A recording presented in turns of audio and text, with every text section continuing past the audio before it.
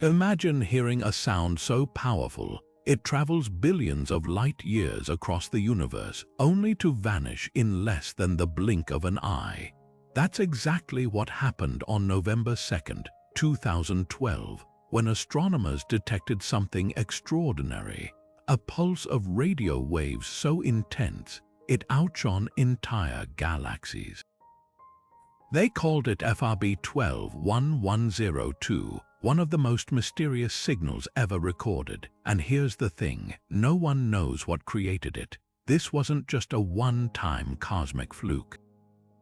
These bursts keep happening, appearing out of nowhere, flashing for mere milliseconds, then disappearing without a trace. Fast radio bursts, or FRB, are among the universe's greatest enigmas, and every time we think we're close to solving them, they slip through our fingers like stardust.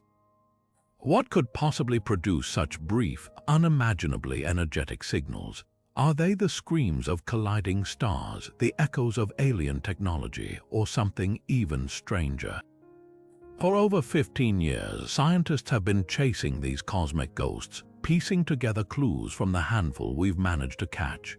Each burst is like a fingerprint, unique, fleeting, and packed with secrets about the farthest reaches of space. Some repeat, some vanish forever, and some even arrive with a twist no one saw coming.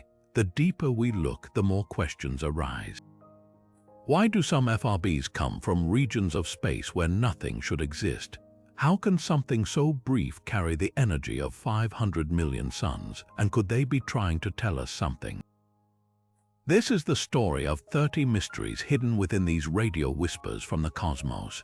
From the bizarre behavior of repeating bursts to the mind-bending distances they travel, we're about to unravel the biggest puzzles surrounding FRBs.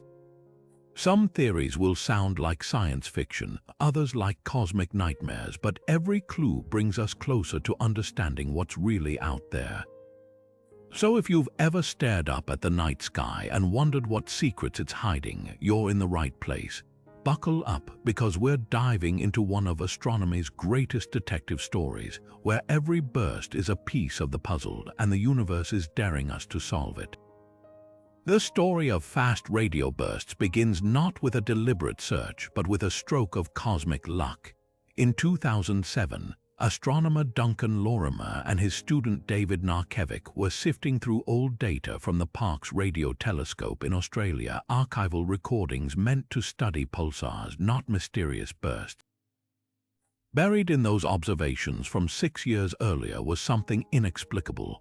A 5-millisecond blast of radio waves so intense it stood out like a flare in the night. This wasn't just a blip in the data. The signal, later named the Lorimer burst, had traveled an astonishing 3 billion light-years before reaching Earth, carrying more energy than our Sun emits in 30 days.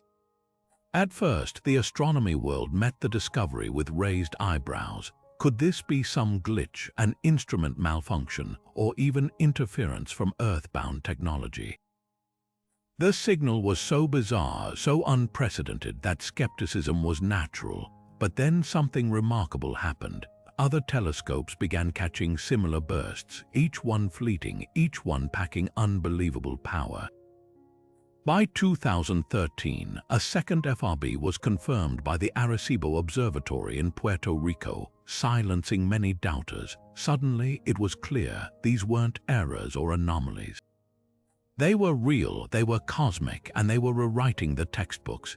What made this discovery revolutionary wasn't just the bursts themselves, but what they revealed about the universe. FRBs act like cosmic lighthouses, their radio waves scattering through space, passing through galaxies and gas clouds on their way to us. By studying how these signals distort, astronomers can map the invisible matter between galaxies, stuff we'd never see otherwise. It's as if the universe handed us a new tool, one that lets us probe the darkest, most empty corners of space. Yet for all their potential, FRBs kept their origins fiercely guarded. That first burst, detected in data years after it arrived, was a warning. These signals are masters of disguise, hiding in plain sight. They could be happening all around us, flashing and fading before we even point our telescopes in the right direction. And that's what makes this discovery so thrilling. It's not just about what we found, but how much we're still missing. Every burst is a breadcrumb leading us deeper into the cosmic unknown.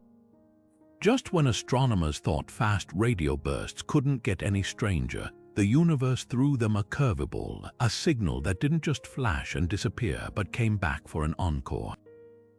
In 2015, the Arecibo telescope spotted something unprecedented, an FRB that repeated, not once, not twice, but over 100 times, firing off bursts in unpredictable, erratic patterns.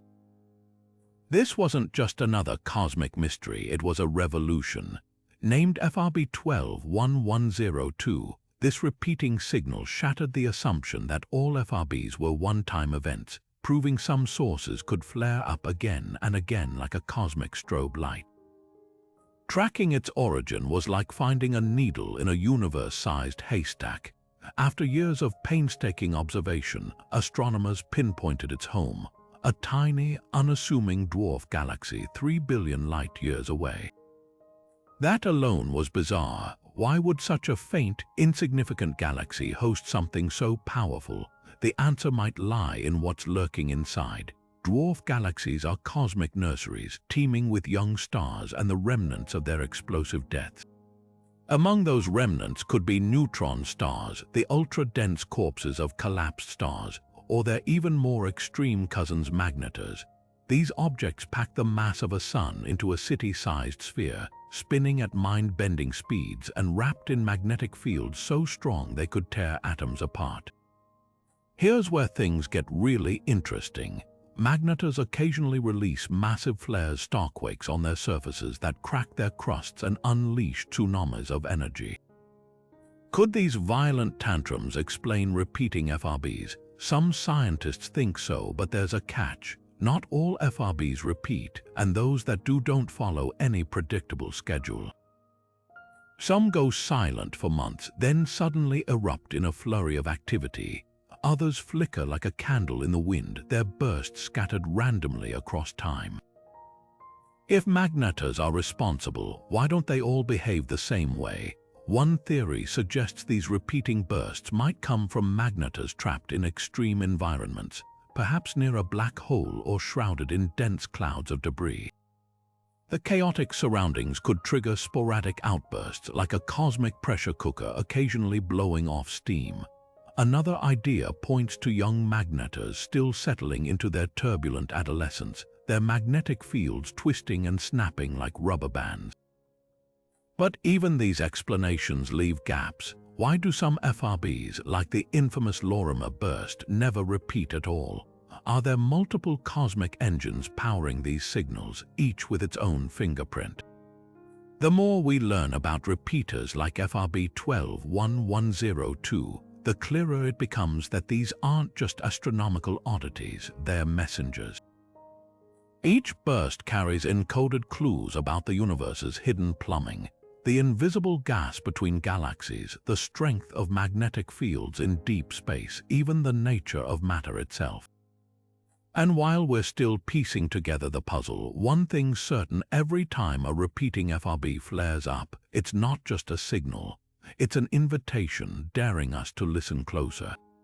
If repeating bursts are the universe's way of whispering secrets, then their one-time counterparts are cosmic shouters blasting into existence with a single, deafening roar before vanishing forever. Take FRB 010724, the first fast radio burst ever detected, though scientists didn't realize it at the time. Unlike its repeating cousins, this signal fired once in 2001 and never returned, leaving astronomers with nothing but a 5-millisecond blip in the data and a mountain of questions. Non-repeating FRBs are the ultimate cosmic snipers, unpredictable, untraceable, and packing just as much raw power as their repeating counterparts. While repeaters like FRB 121102 offer second chances to study them, these one-off bursts give scientists no such luxury. By the time telescopes swing toward their origin, the signal has already faded, leaving behind only echoes in the data. It's like trying to solve a murder where the weapon, the suspect, and even the crime scene disappear before you arrive. What makes these bursts especially baffling is their randomness. They erupt across the sky with no discernible pattern, some from regions of space so empty they challenge our understanding of where such immense energy could possibly originate. Unlike repeating FRBs, often traced back to active stellar environments like dwarf galaxies, non-repeaters seem to emerge from voids, places where the usual suspects, like magnetars or colliding neutron stars, shouldn't exist in large numbers.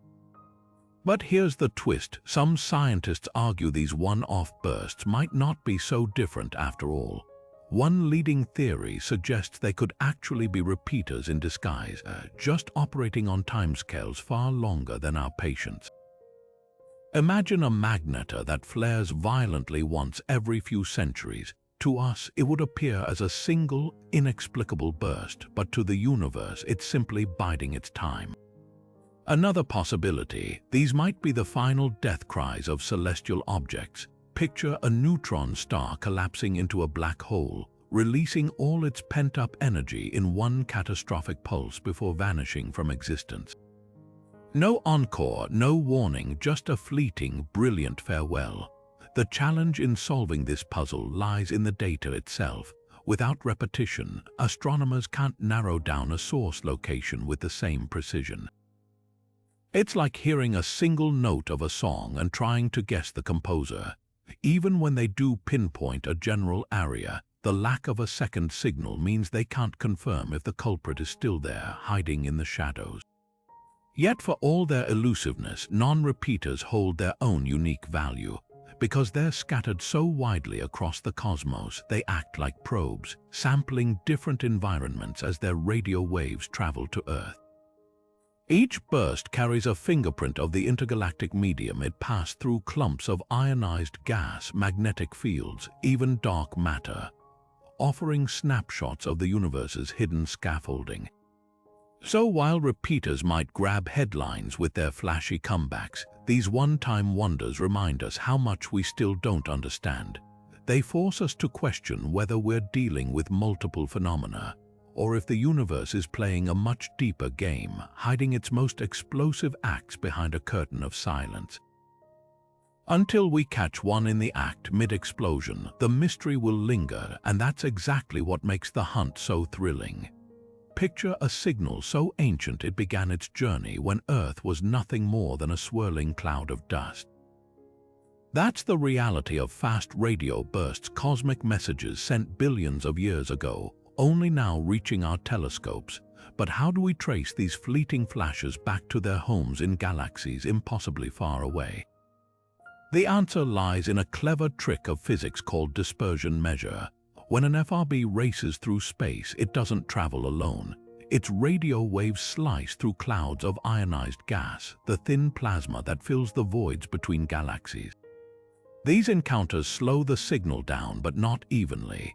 Lower frequency waves lag behind higher ones, stretching the burst into a distinctive downward chirp by the time it reaches Earth. That delay, meticulously measured by radio telescopes, becomes a cosmic odometer. The greater the dispersion, the more material the signal has traversed and the farther its origin must be. In 2019, astronomers achieved the impossible. They pinned down the exact galaxy hosting a repeating FRB 121102. The Hubble Space Telescope's sharp eye revealed a tiny, turbulent dwarf galaxy 3 billion light-years away, a place where stars are born and die in violent cycles. But here's the shocker: not all FRBs come from such lively neighborhoods. Some trace back to massive, sedate galaxies where stellar fireworks are rare. This inconsistency upends theories. If magnetars power FRBs, why do they erupt in such wildly different environments? Dispersion measures do more than just map distances, they expose the universe's hidden anatomy. Each FRB's journey records the density of electrons it encountered, revealing the invisible threads of matter woven between galaxies. Some bursts show bizarrely high dispersion, hinting at undiscovered reservoirs of ionized gas in cosmic voids. Others arrive suspiciously clean, as if they've tunneled through near-empty space. These anomalies suggest our maps of the universe's structure might be missing entire chapters. Perhaps the most mind-bending implication, FRBs could help solve one of cosmology's biggest headaches, the missing baryon problem. Calculations show half the universe's normal matter isn't where it should be, but FRB dispersion measures are now uncovering it, scattered as faint plasma in intergalactic space. Every burst is like turning on a flashlight in a dark forest, illuminating the shadows between trees we never knew existed. Yet for all their promise, these extragalactic messengers guard their origins fiercely. Some dispersion patterns defy explanation, as if the signals took detours through cosmic wormholes or bounced off invisible walls. And while we've traced a handful to host galaxies, thousands more remain untethered, floating without addresses in the vast intergalactic dark. Each localized burst is a triumph, but also a humbling reminder. The universe is far stranger and far richer than we've dared to imagine. For decades, fast radio bursts were ghosts, cosmic signals always vanishing into the distance, never letting us see their faces. Then, in 2020, the universe finally handed us a clue from our own galactic backyard. On April 28th, radio telescopes caught something unprecedented. A millisecond burst so close, its origin could finally be seen in vivid detail. FRB 200428 wasn't just another blip from deep space, it erupted inside the Milky Way, flashing from a source astronomers already knew well. A restless magnetar named SGR 1935+2154. This was the smoking gun scientists had waited for. Unlike distant FRBs whose origins remained speculative, this burst came with a known culprit. Magnetars, those ultramagnetic stellar corpses, had long been prime suspects, but until now it was just a theory. SGR 1935+2154 sealed the deal. Just 30,000 light-years away, it didn't just emit an FRB, it also fired off an X-ray burst at the exact same moment, a cosmic double punch that confirmed these exotic stars could indeed produce both phenomena. Suddenly, the pieces fit. When a magnetar's crust cracks under unimaginable magnetic stress, it could unleash a shockwave violent enough to ripple across the electromagnetic spectrum, from X-rays to radio waves. But here's where the mystery deepens. While this discovery solved one puzzle, it exposed a glaring inconsistency. FRB 200428 was thousands of times weaker than its extragalactic cousins. If magnetars power all FRBs, why do the ones from other galaxies outshine ours by such a staggering margin? Some suggest Milky Way magnetars might be quieter, because we're seeing them from the side, while distant bursts are aimed directly at us like cosmic searchlights. Others propose that extragalactic FRBs come from younger, more volatile magnetar stars still reeling from their explosive births. Then there's the timing problem. SGR 1935+2154 has produced hundreds of X-ray flares, but only a handful of radio bursts. If magnetars are natural FRB factories, why don't they fire them off more consistently? The answer might lie in the extreme conditions needed to trigger these events. Picture a magnetar's surface as a minefield, with magnetic tensions building until snap, a single fault line gives way. Only when the rupture aligns perfectly with the star's magnetic field does it launch a shockwave powerful enough to become an FRB. This discovery also threw a wrench into another theory, that repeating and non-repeating FRBs come from entirely different sources. SGR 1935+2154 proved a single magnetar can produce both one-off bursts and erratic repeats, blurring the line between the two categories. Maybe all FRBs are capable of repeating just on timescales too long or unpredictable for us to detect. Yet even with this breakthrough, the bigger picture remains frustratingly unclear. While magnetars explain some bursts, they can't account for every signal we've seen. Some FRBs arrive with energies so extreme, even the most violent magnetar outbursts seem inadequate. Others originate from regions where no known magnetar should exist. It's as if we've unmasked one actor in a cosmic play, only to realize the stage is crowded with hidden performers. What FRB 200428 gave us wasn't just an answer, it was a reality check. Magnetars are clearly part of the story, but the universe, as always, refuses to be pinned down so easily. For every mystery solved, 3 more emerge, reminding us that these fleeting radio whispers still hold secrets we've only begun to decipher. The numbers behind fast radio bursts don't just defy expectations, they obliterate them. Imagine compressing the total energy output of 500 million suns into a blink lasting just milliseconds. That's the jaw-dropping reality of the most powerful FRBs, releasing more energy than our entire solar system will generate in its lifetime. To put that in perspective, if you could harness the power of a single one of these bursts, it could meet Earth's total energy needs for trillions of years. Yet here's the kicker, this unfathomable energy isn't erupting from some colossal cosmic structure. It's coming from sources no larger than a city, possibly even smaller. How does nature pull off such an extreme feat? The leading suspects, magnetars, are already cosmic powerhouses. When one of these ultra-dense neutron stars experiences a starquake, its crust fractures under magnetic pressures billions of times stronger than Earth's, releasing pent-up energy in a cataclysmic snap. Think of it like twisting a rubber band until it breaks, but on a scale where the snap could vaporize planets. But there's a problem. Even the most violent magnetar flares we've observed fall short by a factor of thousands when compared to the mightiest extragalactic FRBs. It's like comparing a firecracker to a thermonuclear blast. Both are explosions, but one operates on an entirely different plane. This energy gap has forced scientists to consider wilder possibilities. Could some FRBs come from colliding neutron stars, their final death spiral converting entire stellar masses into pure energy? Or what about blitzars, a hypothetical phenomenon where a supermassive neutron star collapses into a black hole, its magnetic field lines severing in a single apocalyptic release? These ideas flirt with the edge of known physics, but even they struggle to explain why some bursts appear to originate from seemingly empty voids, far from any visible stellar wreckage.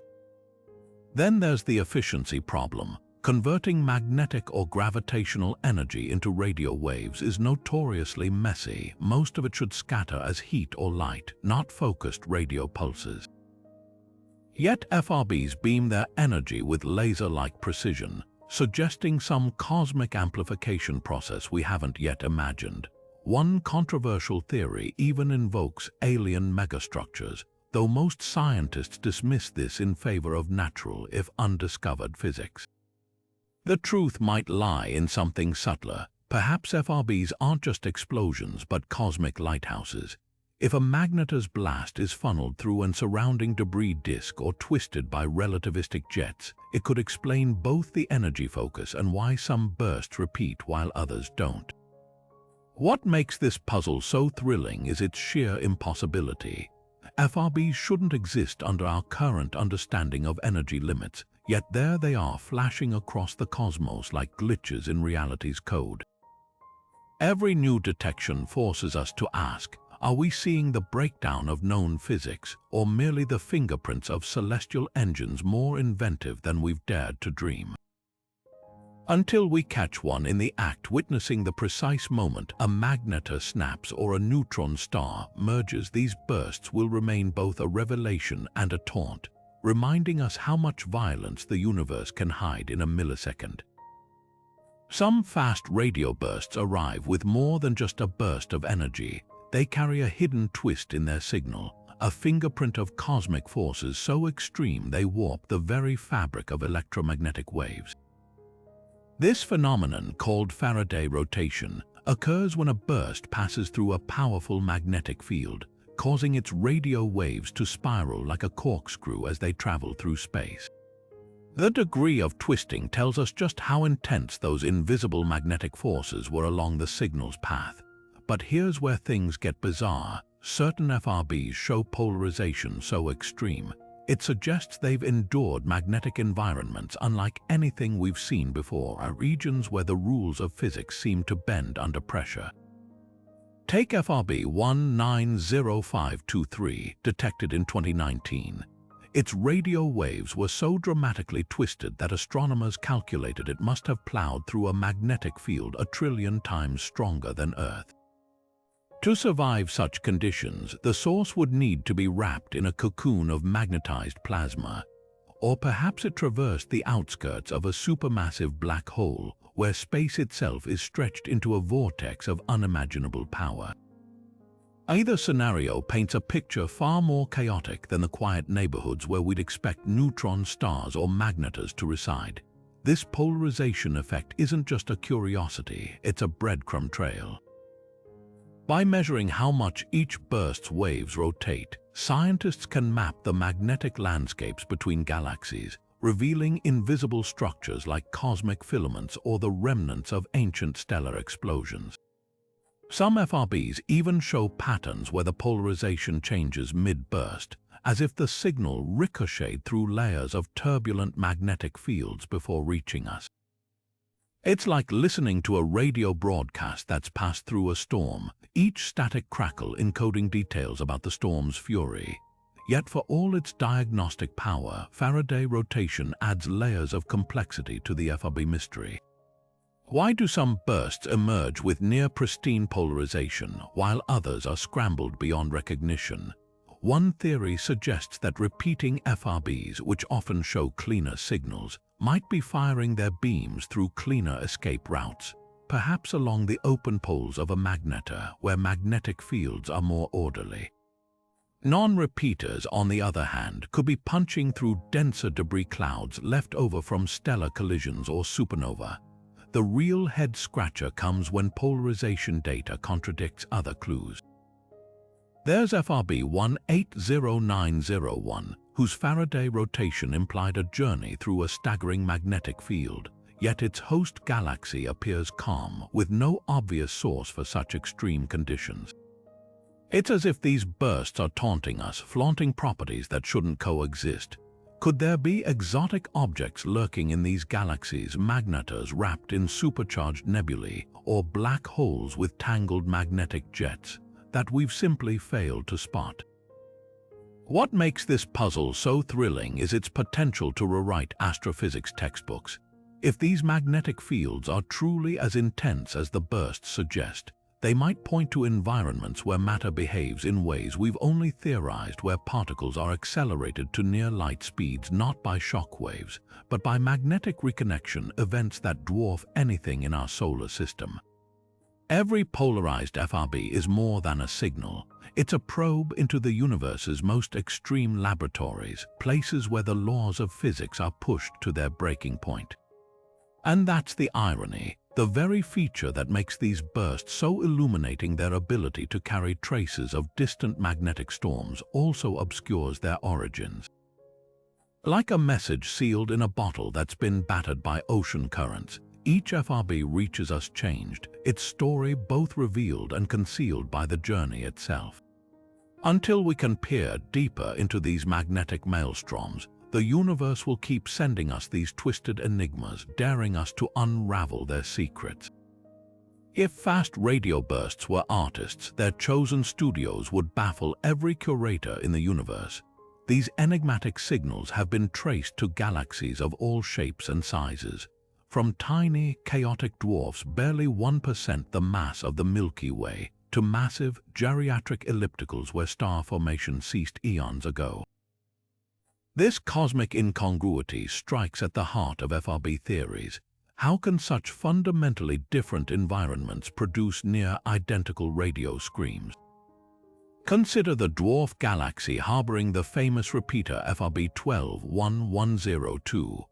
This cosmic backwater is a tempest of stellar births and deaths, its interstellar medium cluttered with the debris of supernova, perfect conditions for creating magnetars, those hypermagnetic stellar corpses.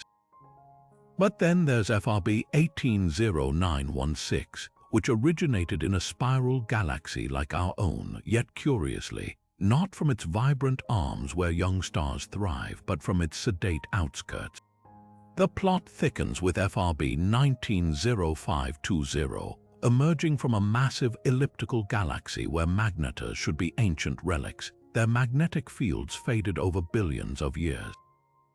If these dead galaxies can still cough up FRBs, what dormant engines lurk within them? This host galaxy diversity forces astronomers to rethink their playbooks. One compelling explanation suggests multiple pathways to FRB creation. In star-forming dwarfs, the bursts might indeed come from young magnetar stars fresh enough to still crackle with magnetic fury. But in quiet galaxies, they could be triggered by rare collisions, white dwarfs smashing together, or black holes shredding neutron stars in long-ago encounters.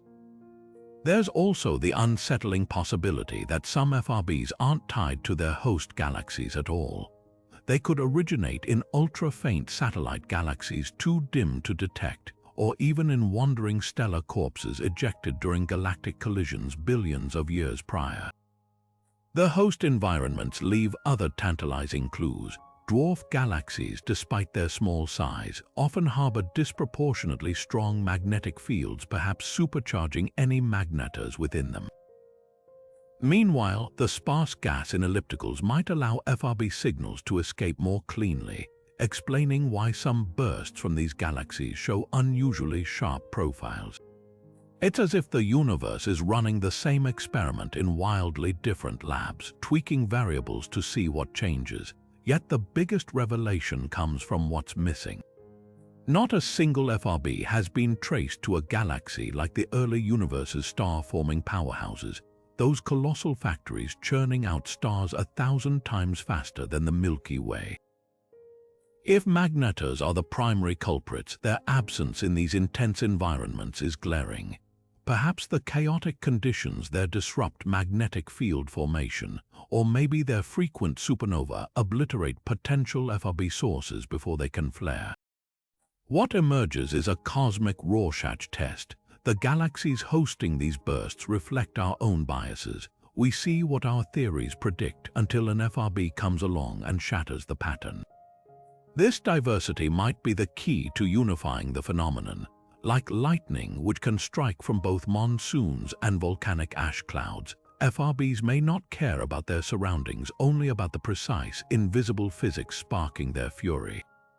Until we decode that spark, every host galaxy remains both a clue and a red herring, whispering that the truth is far stranger than any single environment could suggest. When a cosmic event unleashes enough energy to outshine entire galaxies, you'd expect fireworks across the electromagnetic spectrum, X-rays, gamma rays, maybe even visible light. Yet fast radio bursts stubbornly refuse to play by these rules. For all their raw power, most FRBs arrive as radio-only phenomena with no accompanying flashes in other wavelengths. This eerie silence poses one of the most perplexing roadblocks in astrophysics. How can something so energetic leave virtually no trace outside the radio band? Take the case of FRB 121102, the famous repeater.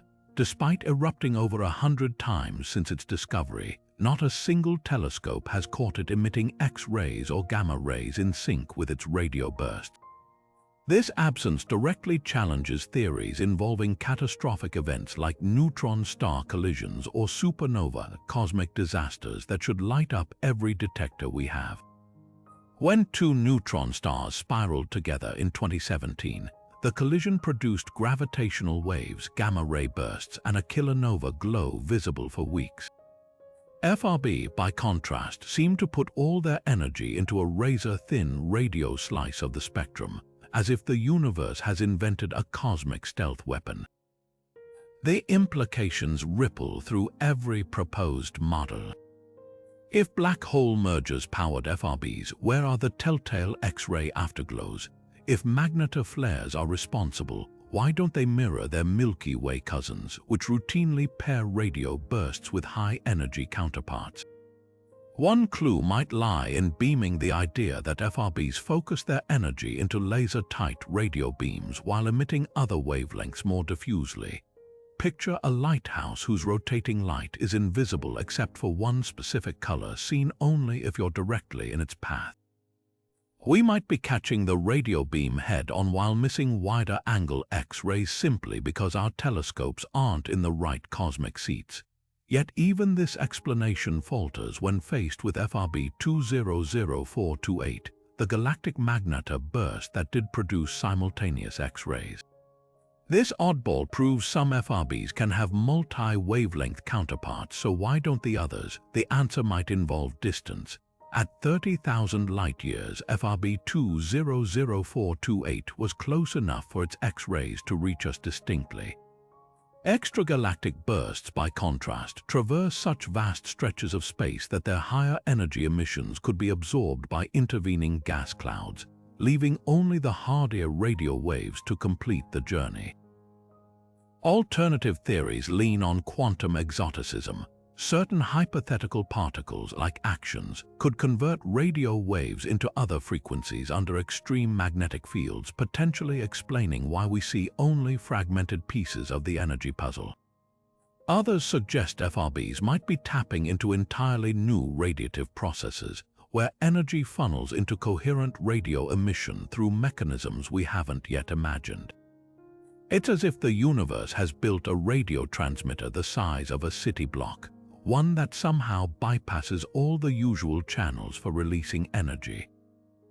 This missing counterpart problem does more than just frustrate astronomers. It reshapes how we define cosmic cataclysms.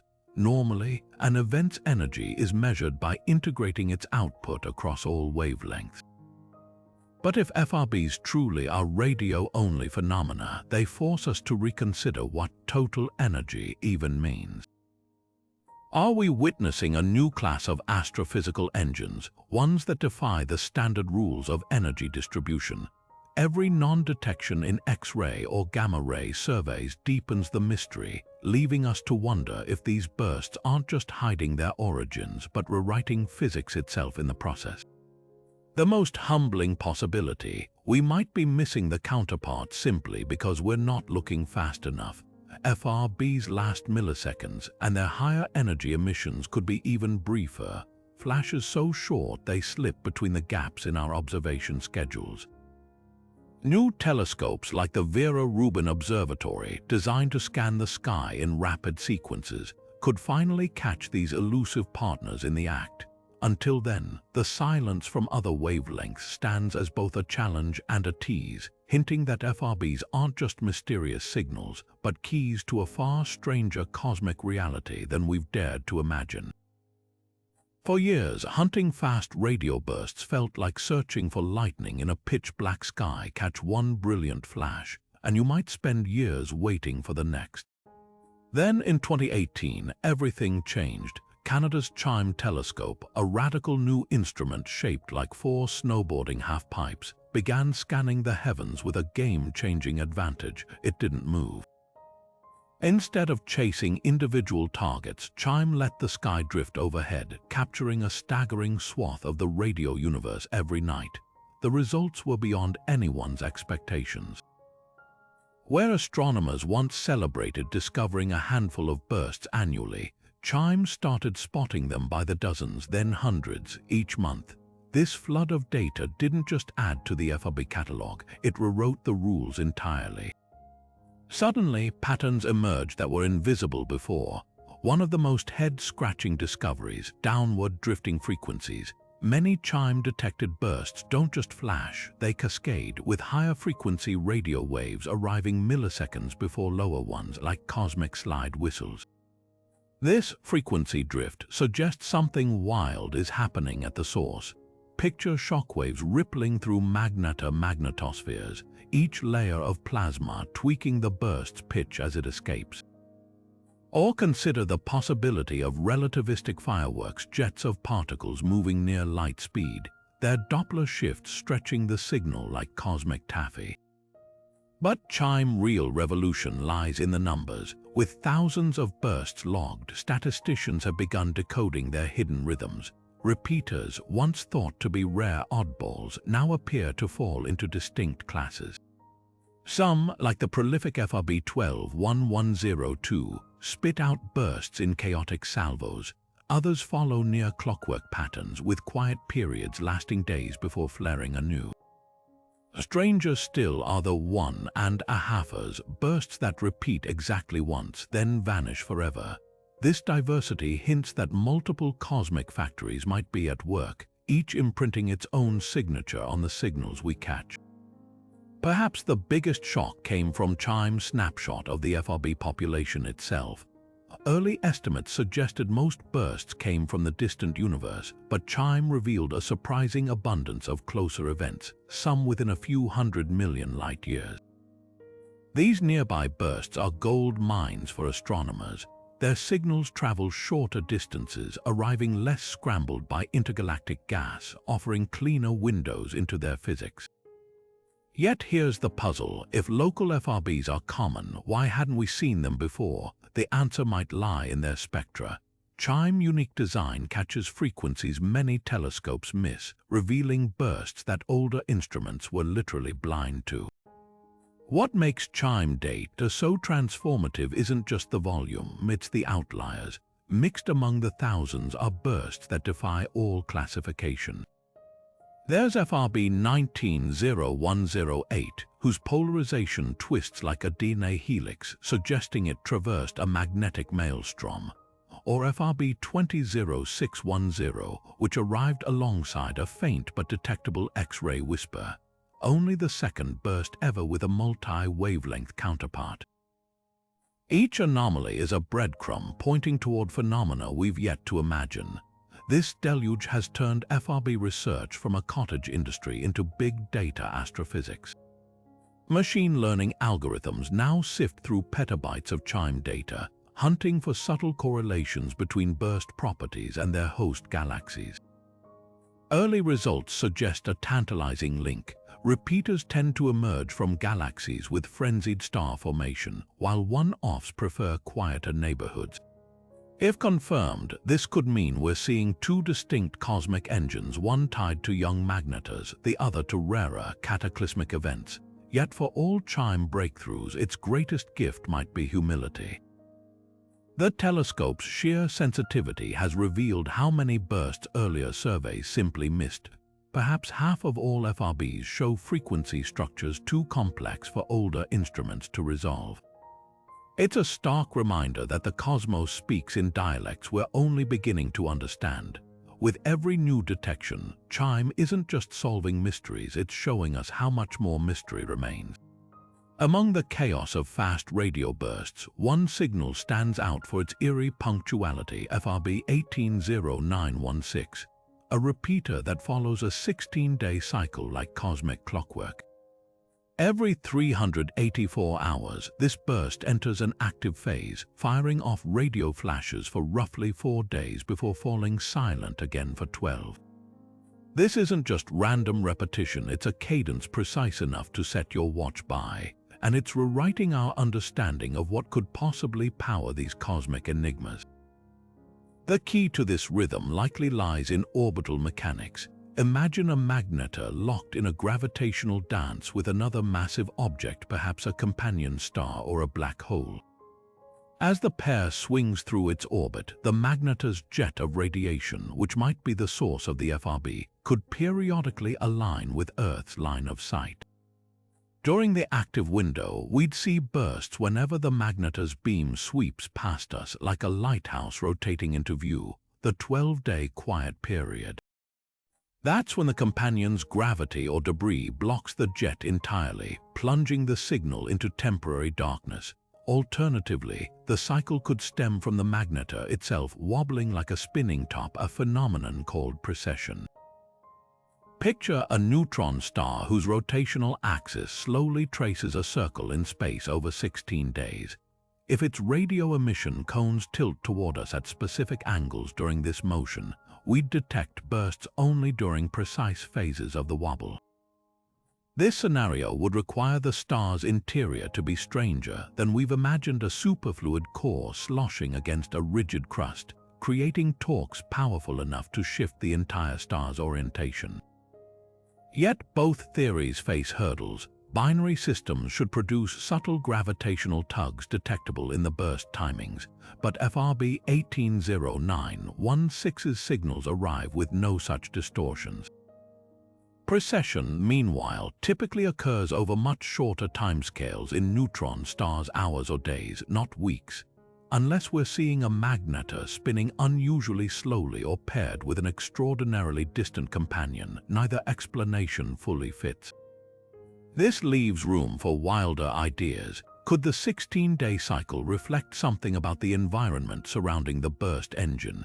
If the magnetar orbits within a dense debris disk, remnants of a shattered star or planet, clumps of material might pass between us and the source at regular intervals, acting like a celestial shutter. Or perhaps the bursts are tied to the star's magnetic field, reconnecting in cycles, building up stress until it snaps in predictable bursts. What makes this periodic repeater so revolutionary isn't just the pattern itself, but what it implies about other FRBs. Before its discovery, astronomers assumed repeating bursts were fundamentally random, the result of sporadic stellar tantrums. Now they're racing to re-examine older data for hidden periodicities. Already, hints suggest FRB 121102 might have a 160-day cycle, albeit with far less precision. If more such bursters emerge, it could mean that what we've been calling repeaters are actually cosmic metronomes, ticking away on timeframes we're only beginning to measure. The 16-day rhythm also offers a rare gift: predictability. For the first time, astronomers know exactly when to point their telescopes, eliminating the needle in a haystack hunt most FRBs demand. Already, coordinated campaigns have caught FRB 180916 in other wavelengths, searching for the faint X-ray or optical whispers that might reveal its true nature. So far, none have appeared, deepening the mystery of why some bursts sing in radio alone. Whatever's behind this celestial timekeeper, one thing is clear: the universe loves patterns. From pulsars to planetary orbits, regularity is often the signature of motion, of objects bound by gravity's unbreakable rules. FRB 180916's steadfast cycle suggests that behind even the most explosive cosmic phenomena, there's an underlying order waiting to be decoded. And if we can crack its rhythm, we might just hear the universe's hidden heartbeat. Not all fast radio bursts announce themselves with a cosmic shout. Some prefer to whisper, hiding in plain sight at frequencies so low they slip beneath the notice of most telescopes. Meet the FRB lurkers, a peculiar subset of bursts that defy expectations by appearing exclusively in the radio spectrum's deep bass notes, sometimes as low as 100 MHz. This discovery throws a wrench into the standard assumption that FRBs are broadband phenomena, splashing their energy across the entire radio dial from low to high frequencies. If these signals truly are missing their high-pitched counterparts, it could mean we've been overlooking an entirely new class of cosmic explosions, or worse, that our instruments have been playing tricks on us all along. Take FRB 180109, detected in 2018 by the Canadian Hydrogen Intensity Mapping Experiment, or CHIME. Unlike its more flamboyant cousins, this burst showed up only at frequencies below 400 MHz, with no trace in higher bands where telescopes like the Parkes Observatory typically hunt. At first, astronomers wondered if this was just a case of bad cosmic luck. Perhaps the high-frequency components were absorbed by interstellar gas or drowned out by Earth's own radio noise. But when more low-frequency only bursts emerged, the pattern became impossible to ignore. Either the universe was producing FRBs with fundamentally different recipes, or something peculiar was happening to these signals on their journey through space. The implications ripple outward. If lurkers aren't just technical glitches, their existence challenges nearly every model of FRB formation. Magnetar flares, the leading explanation for most bursts, should theoretically emit broadband radiation. their explosive energies ought to light up the entire radio spectrum. One radical proposal suggests these low-frequency outliers might originate in environments so dense with plasma that higher frequencies get smothered before escaping. Picture a magnetar buried in the aftermath of a supernova, its radio screams filtered through a thick shroud of stellar debris. Alternatively, they could come from older, colder neutron stars whose magnetic fields have decayed over eons, producing gentler bursts that lack the punch needed to reach higher frequencies. Then there's the telescope problem. Before CHIME came online, most FRB hunters focused on higher frequencies, where Earth's atmosphere is quieter and signals are easier to isolate. Could it be that lurkers have been flooding the cosmos all along, unnoticed simply because nobody was listening in the right range? The data hints at this possibility. CHIME's unique ability to scan lower frequencies has revealed bursts with spectral profiles that drop off sharply, like a radio station fading as you drive out of range. Future observatories like the Square Kilometre Array, with unprecedented sensitivity across the radio band, may finally settle the debate by catching these mysterious signals in the act, from their lowest rumbles to their highest harmonics. What makes this puzzle so tantalizing is its potential to rewrite the FRB playbook. If lurkers are confirmed as a distinct class, they might trace back to cosmic environments we've never thought to probe, regions where the rules of magnetic field generation or plasma physics operate differently. Or they could serve as cosmic fog lamps, their low-frequency waves piercing through intergalactic clouds that would scatter higher-pitched signals. Every new detection blurs the line between anomaly and revelation, reminding us that in the hunt for cosmic mysteries, sometimes what you don't see is just as important as what you do. For now, these elusive bursts linger at the edge of our understanding, whispering clues we're only beginning to decipher. Whether they represent a hidden chapter in the FRB saga or merely the shadows of phenomena we already know, one thing is certain: the universe still has plenty of surprises up its sleeve. And as our telescopes tune into ever lower frequencies, we might just discover that the cosmic radio dial has been playing more than one station all along. Imagine a cosmic magnifying glass floating in the depths of space, bending and twisting radio waves as they pass through, because that's exactly what some fast radio bursts seem to encounter. Astronomers have noticed something bizarre. Certain bursts arrive brighter than they should be, as if something out there amplified their signal. Even stranger, some appear to flicker rapidly, mimicking multiple bursts when in reality, it's just one signal warped by its journey. This phenomenon, called the plasma lens effect, reveals just how much the space between galaxies can distort these cosmic messages, and how easily that distortion can fool us. The culprit: superheated clouds of plasma ionized gas so dense it acts like a funhouse mirror for radio waves. When an FRB passes through one of these regions, the plasma's uneven density can focus or scatter the signal, creating bizarre effects. Picture light passing through a glass of water, bending to make a straw look broken. Now replace the glass with a cloud of million-degree gas wider than our solar system, and the straw with a burst of energy powerful enough to outshine a galaxy. The result: a signal that flickers, flares, or even appears to split into multiple copies by the time it reaches Earth.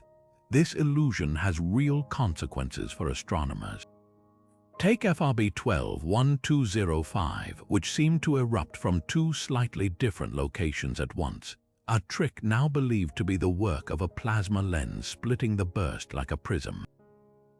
Another burst, FRB 190708, arrived with a peculiar brightness pattern, a rapid rise, a sustained peak, then an oddly symmetrical fade. This U-shaped profile is the telltale signature of a lensing event, where the signal's intensity spikes as it aligns perfectly with the plasma cloud's focus, then tapers off as it drifts out of alignment. But the plasma lens effect isn't just a cosmic illusion, it's a goldmine of information. By studying these distortions, scientists can map the hidden structures lurking between galaxies. The way a burst's light bends reveals the shape and density of the invisible plasma clouds it traveled through, offering clues about the missing matter thought to permeate the cosmos. Some lenses even hint at extreme environments, like the halos of ancient supernova or the turbulent outskirts of black hole jets, where magnetic fields twist plasma into intricate knots. Yet these lenses also introduce a frustrating wrinkle. They can throw off distance measurements. Normally, astronomers calculate how far an FRB has traveled by measuring how much its lower frequencies lag behind the higher ones, a delay caused by scattering through interstellar electrons. But if a plasma cloud distorts that scattering, the burst might appear closer or farther than it really is. It's like trying to judge the distance of a car's headlights in a fog bank. The thicker the fog, the more deceptive the glow. The wildest part, some researchers suspect these lenses might be hiding an even bigger secret. A handful of FRBs show lensing patterns so extreme, they'd require plasma clouds far denser than anything we've observed. Could these be the fingerprints of exotic objects, cosmic strings, quark stars, or other theoretical oddities? Or perhaps evidence of plasma structures woven by dark matter itself? Every distorted burst is a reminder that the universe loves a good puzzle, and that sometimes the most fascinating discoveries come from the things that don't quite add up. So the next time an FRB flickers on a telescope's display, know this: what looks like a simple flash might actually be a signal that's traveled through a gauntlet of invisible cosmic lenses, each one bending reality just enough to keep us guessing. And in those twists and turns lies a map, not just to the bursts themselves, but to everything they've passed along the way. Hidden in plain sight across the cosmos lies a ghostly network of ionized gas, thin, superheated filaments stretching between galaxies like an invisible spiderweb. This is the cosmic web, the scaffolding of the universe, and it holds a startling secret. Roughly half the normal matter predicted by theory has never been detected.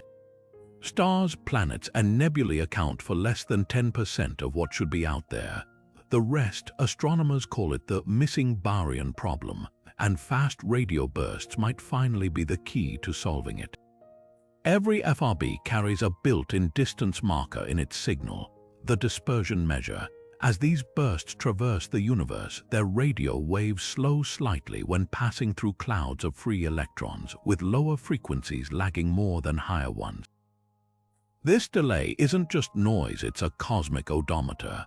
By measuring how much a burst signal has stretched, scientists can calculate the total electrons it encountered along its path, effectively weighing the invisible matter between galaxies. It's like tossing a rock into a pond and deducing the water's depth by how long the ripples take to reach shore. This technique is revolutionary because traditional telescopes fail miserably at detecting these diffuse gas clouds. X-ray observatories spot only the hottest clusters, while ultraviolet instruments catch mere fragments. But FRBs don't just sample these regions, they dissect them. When FRB 180924 flashed from a galaxy 4 billion light-years away, its dispersion revealed a surprise. The signal had plowed through 3 times more ionized gas than expected in the supposedly empty intergalactic medium. Similar measurements from other bursts confirmed the pattern. The missing baryons weren't missing at all. They were hiding in plain sight as warm, hot intergalactic medium, or WIM, a plasma so tenuous it's practically transparent, yet so vast it outweighs all stars combined. The real power of FRBs lies in their ability to probe specific cosmic structures. Some bursts pass cleanly through voids, their signals barely distorted. Others, like FRB 190908, showed jagged dispersion profiles, hinting at encounters with galactic filaments or the outskirts of galaxy clusters. By comparing multiple bursts along different sightlines, astronomers are assembling the first 3D map of the cosmic web's ionized gas, a blueprint of the universe's hidden architecture. But the plot thickens. Certain FRBs exhibit dispersion anomalies that defy current models. FRB 200506, for instance, arrived with less scattering than any burst from its distance should display, as if it tunneled through an improbably empty corridor of space. Others show excess dispersion concentrated in narrow bands, suggesting they grazed dense plasma halos around galaxies. These outliers might reveal unknown phenomena, cosmic voids larger than predicted, or magnetized plasma structures woven by dark matter's invisible hand. What makes FRB's unparalleled tools isn't just their sensitivity, but their reach. Unlike slow, methodical galaxy surveys, a single burst can illuminate the gas along its entire path in milliseconds. Future arrays like the Square Kilometre Array will detect thousands of FRBs annually, transforming them into a network of cosmic probes.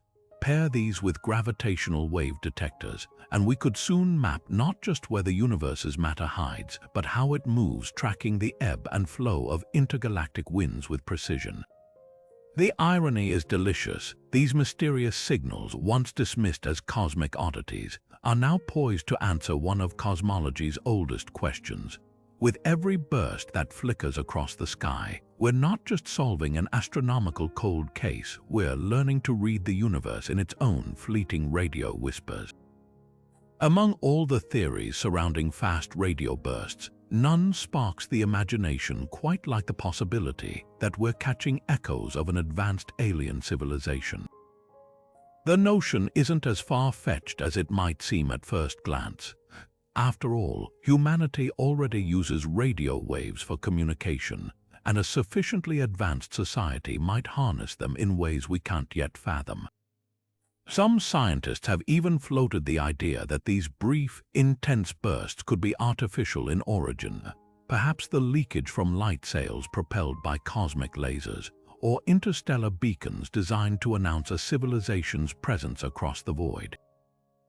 Take the peculiar case of FRB 121102, the repeater from a dwarf galaxy 3 billion light-years away. Its bursts aren't just random, they sometimes arrive in tight clusters, almost like a coded sequence. While natural explanations like magnetar flares can account for erratic behavior, the idea of deliberate patterning inevitably raises eyebrows. Then there's the sheer efficiency of these signals, focused beams of energy so intense they outshine entire galaxies, yet so brief they're gone before most telescopes can blink. If you are trying to broadcast your existence to the cosmos without wasting energy, this is precisely how you might do it: short, powerful pulses that punch through interstellar static like a cosmic semaphore. Scientists who entertain this hypothesis point to the lighthouse effect. Just as a lighthouse beam sweeps past an observer in predictable flashes, an advanced civilization might use rotating transmitters to send targeted signals across the galaxy. The repeating nature of some FRBs could reflect this intentional design, a beacon turning our way at regular intervals, or perhaps a propulsion system momentarily aligning with Earth as it pushes a starship through the void. The Breakthrough Listen project, which scans the skies for technosignatures, has even trained its telescopes on repeating FRBs, hunting for patterns or modulation that might betray artificial origins. Yet the scientific community remains profoundly skeptical, and for good reason. The aliens hypothesis runs headlong into Occam's razor, the principle that the simplest explanation is usually the correct one. Nature is already full of violent, high-energy phenomena we don't fully understand, from gamma-ray bursts to quasars. Invoking extraterrestrial engineers to explain FRBs feels like reaching for magic when physics might suffice. Worse, it risks halting curiosity. Why dig deeper into magnetar physics or plasma cosmology if we can just chalk it up to aliens? There's also the problem of energy. While FRBs are staggeringly powerful by human standards, they're actually inefficient for communication. A civilization capable of engineering such pulses would likely have far better ways to transmit information, like manipulating neutrinos or gravitational waves rather than brute-forcing radio waves across billions of light-years. And why would they target random patches of space rather than, say, star clusters where life might concentrate? Still, dismissing the idea outright would be unscientific. After all, history is littered with cosmic phenomena once mistaken for intelligence. Pulsars discovered in 1967 were initially dubbed LGM-1, little green men, because their precise signals seemed artificial. The key is balance, acknowledging the slim but tantalizing possibility while relentlessly testing natural explanations. Projects like the SETI Institute's ATA and China's FAST telescope now routinely analyze FRBs for narrowband signals or repetitive structures that might hint at design. So far, nothing conclusive has emerged, but the search continues. Perhaps the most compelling argument against the alien hypothesis isn't technical but statistical. FRBs occur all across the sky in galaxies of every type, at distances spanning billions of light years. If they're artificial, this implies an implausibly vast network of civilizations all using the same technology simultaneously, a cosmic coincidence of staggering proportions. It's far more likely that we're seeing a natural, if extreme, astrophysical process playing out on a universal scale. Yet the allure persists. In a universe as vast and ancient as ours, the possibility that we're not alone, that some distant intelligence might be signaling, intentionally or not, is irresistible. And that's the real value of the alien hypothesis, not as a likely answer, but as a reminder to stay open to wonder. After all, the truth about FRBs may be stranger than anything we've imagined, whether it's magnetars, colliding neutron stars, or something entirely unexpected. The universe has surprised us before, and it's bound to do so again. Until then, every burst is a riddle waiting to be solved, and every theory, no matter how wild, is a step closer to the truth. Picture two dead stars locked in a final, fatal embrace. Each a neutron star so dense, a teaspoon of its material weighs as much as a mountain. As they spiral toward collision, their immense gravity distorts space-time itself, rippling the cosmos with gravitational waves. Now imagine that cataclysm unleashing not just those ripples, but also a blinding flash of radio energy, a fast radio burst screaming across the universe. This dramatic scenario lies at the heart of one of the most compelling FRB theories, neutron star mergers. The appeal is obvious. When two neutron stars collide, they're known to produce spectacular fireworks, gamma-ray bursts, kilonovae, and even the heavy elements like gold and platinum. Add FRBs to that list, and you've got a cosmic powerhouse capable of explaining these ultra-brief, ultra-energetic signals. The math seems to fit. The kinetic energy released in such mergers could theoretically power FRBs 1,000 times over, while the violent magnetic environments around the colliding stars might focus that energy into the tight radio beams we observe. But here's where reality complicates the story. While gravitational wave detectors like LIGO and Virgo have spotted neutron star collisions before, none have coincided with an FRB, at least not one we've caught. The most famous merger, GW170817, produced gamma rays, X-rays, and even visible light, but radio telescopes monitoring the area heard nothing resembling an FRB. This absence doesn't kill the theory outright. Perhaps we were looking in the wrong direction, or the FRB beam wasn't pointed at Earth, but it does raise eyebrows. Then there's the timing problem. Neutron star mergers are rare, happening maybe once per 10,000 years in a given galaxy. Yet FRBs occur far more frequently. Some repeaters flare up dozens of times in a single year. If mergers were the primary source, we'd expect FRBs to be exponentially rarer. Proponents counter that different types of FRBs might have different origins. Perhaps non-repeaters come from mergers, while repeaters stem from magnetars. But even this division feels shaky when you consider that some one-off bursts trace back to galaxies where no recent mergers should have occurred. The most tantalizing evidence comes from the bursts themselves. A handful of FRBs show complex structures, multiple sub-pulses lasting microseconds. that some theorists argue could mirror the chaotic aftermath of a collision. Picture the merger's shockwaves reverberating through surrounding debris, each echo producing a new radio spike. Others point to FRBs with unusually high dispersion measures, as if their signals pass through thick clouds of neutron-rich material, exactly the kind of environment you'd expect post-merger. Yet skeptics highlight glaring inconsistencies. Neutron-star collisions should produce electromagnetic counterparts across the spectrum. X-rays, gamma rays, infrared afterglows, but most FRBs stubbornly refuse to shine in anything but radio waves.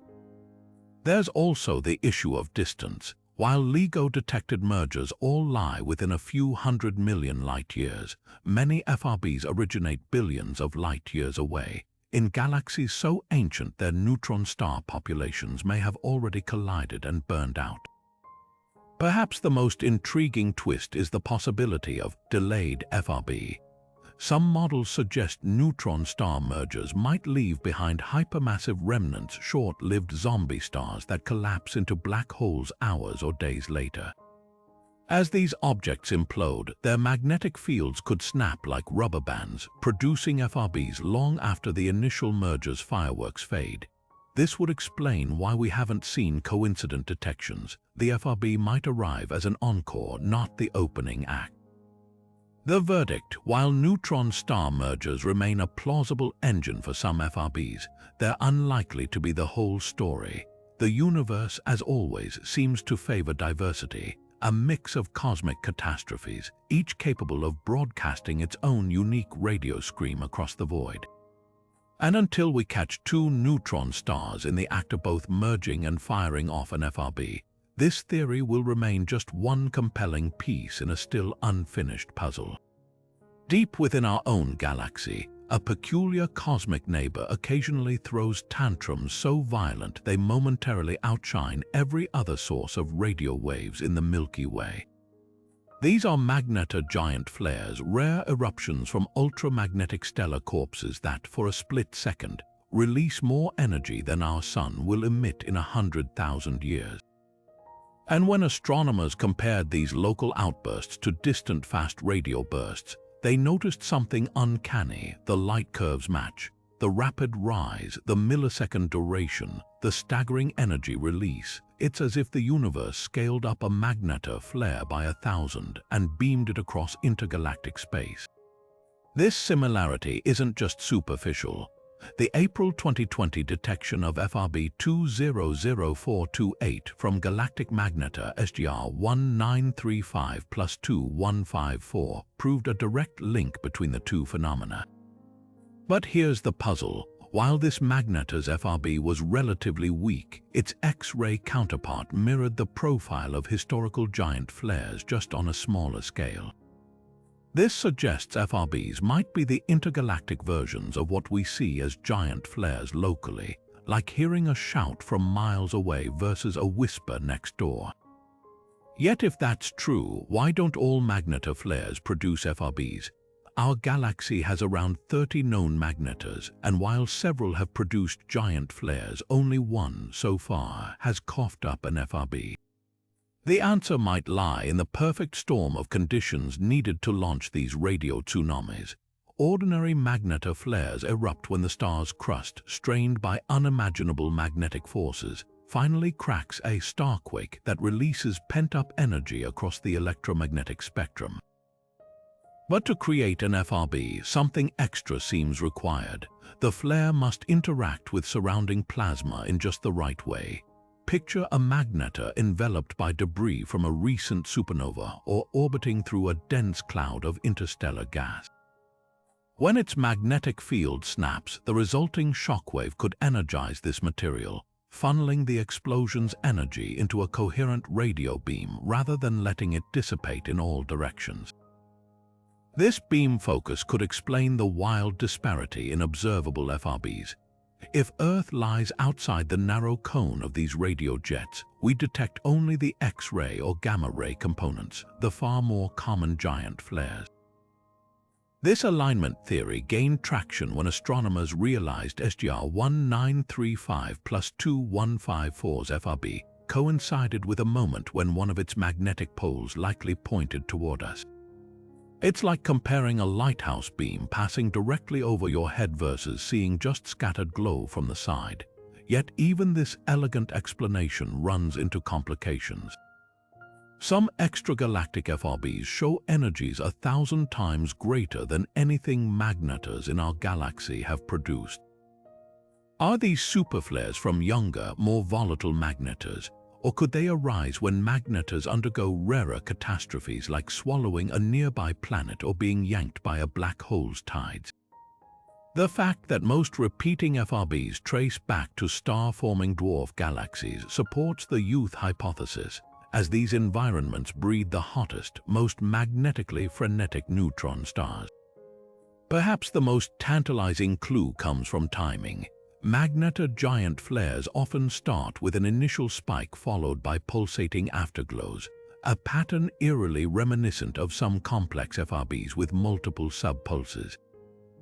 This similarity has led theorists to propose unified models where the same basic physics governs both phenomena, just at different scales. In this view, the difference between a galactic giant flare and an extragalactic FRB isn't their engine, but their environment, the magnetar's age, surroundings, and how its magnetic field interacts with the cosmic neighborhood. What remains baffling is why some magnetars go quiet for decades between outbursts while others, like the prolific FRB 121102, fire off bursts like clockwork. The answer might lie in the star's internal dynamics. Younger magnetars likely have turbulent interiors where superconducting fluids slosh against rigid crusts, building stresses that release more frequently. Older ones may settle into more stable configurations, only cracking under extraordinary circumstances. This could explain why most Milky Way magnetars, ancient by cosmic standards, rarely produce FRBs, while their younger counterparts in distant galaxies seem far more active. The giant flare connection does more than just link two cosmic phenomena. It offers a laboratory. By studying nearby magnetars with X-ray and radio telescopes simultaneously, astronomers hope to catch the precise moment a starquake spawns both a flare and an FRB. Such an observation could reveal how magnetic energy converts to radio waves, solving a decades-old mystery in plasma physics. Until then, every matching pulse curve and energy profile brings us closer to understanding why some magnetars choose to whisper while others scream across the universe. What if fast radio bursts aren't just cosmic accidents, but the distant echoes of something even more elusive, dark matter annihilating itself in the void? It's a radical idea, one that lives on the fringes of astrophysics, but it speaks to the enduring mystery of these signals. We know dark matter makes up 85% of the universe's mass, yet it refuses to interact with light or ordinary matter in any way we can directly detect. So when FRBs flash from seemingly empty regions of space, some theorists wonder, could these bursts be the rare glimpses of dark matter finally revealing itself? One provocative hypothesis suggests certain types of dark matter particles might collide and annihilate, releasing energy in explosive bursts. If these particles clustered into dense knots, like invisible asteroids floating between galaxies, their collisions could produce the intense, localized energy needed to power an FRB. The math almost works. Annihilating dark matter could theoretically generate radio waves under the right conditions, and the randomness of these events would explain why some bursts never repeat. But here's the catch: no FRB detected so far carries the exact energy signature predicted by dark matter models. The signals we've seen are either too powerful or too structured, lacking the messy afterglow annihilation should leave behind. Then there's the primordial black hole angle. These hypothetical relics from the Big Bang, some no larger than a grapefruit but as massive as a star, could be lurking unseen throughout the cosmos. If one of these ancient objects passed through a neutron star or another dense body, the gravitational havoc might trigger a radio explosion visible across the universe. The appeal of this idea lies in its flexibility. Primordial black holes could account for both repeating and one-off FRBs, depending on whether they make a single disruptive pass or linger in a system, periodically stirring up magnetic chaos. Yet, like dark matter, there's zero direct evidence to support it.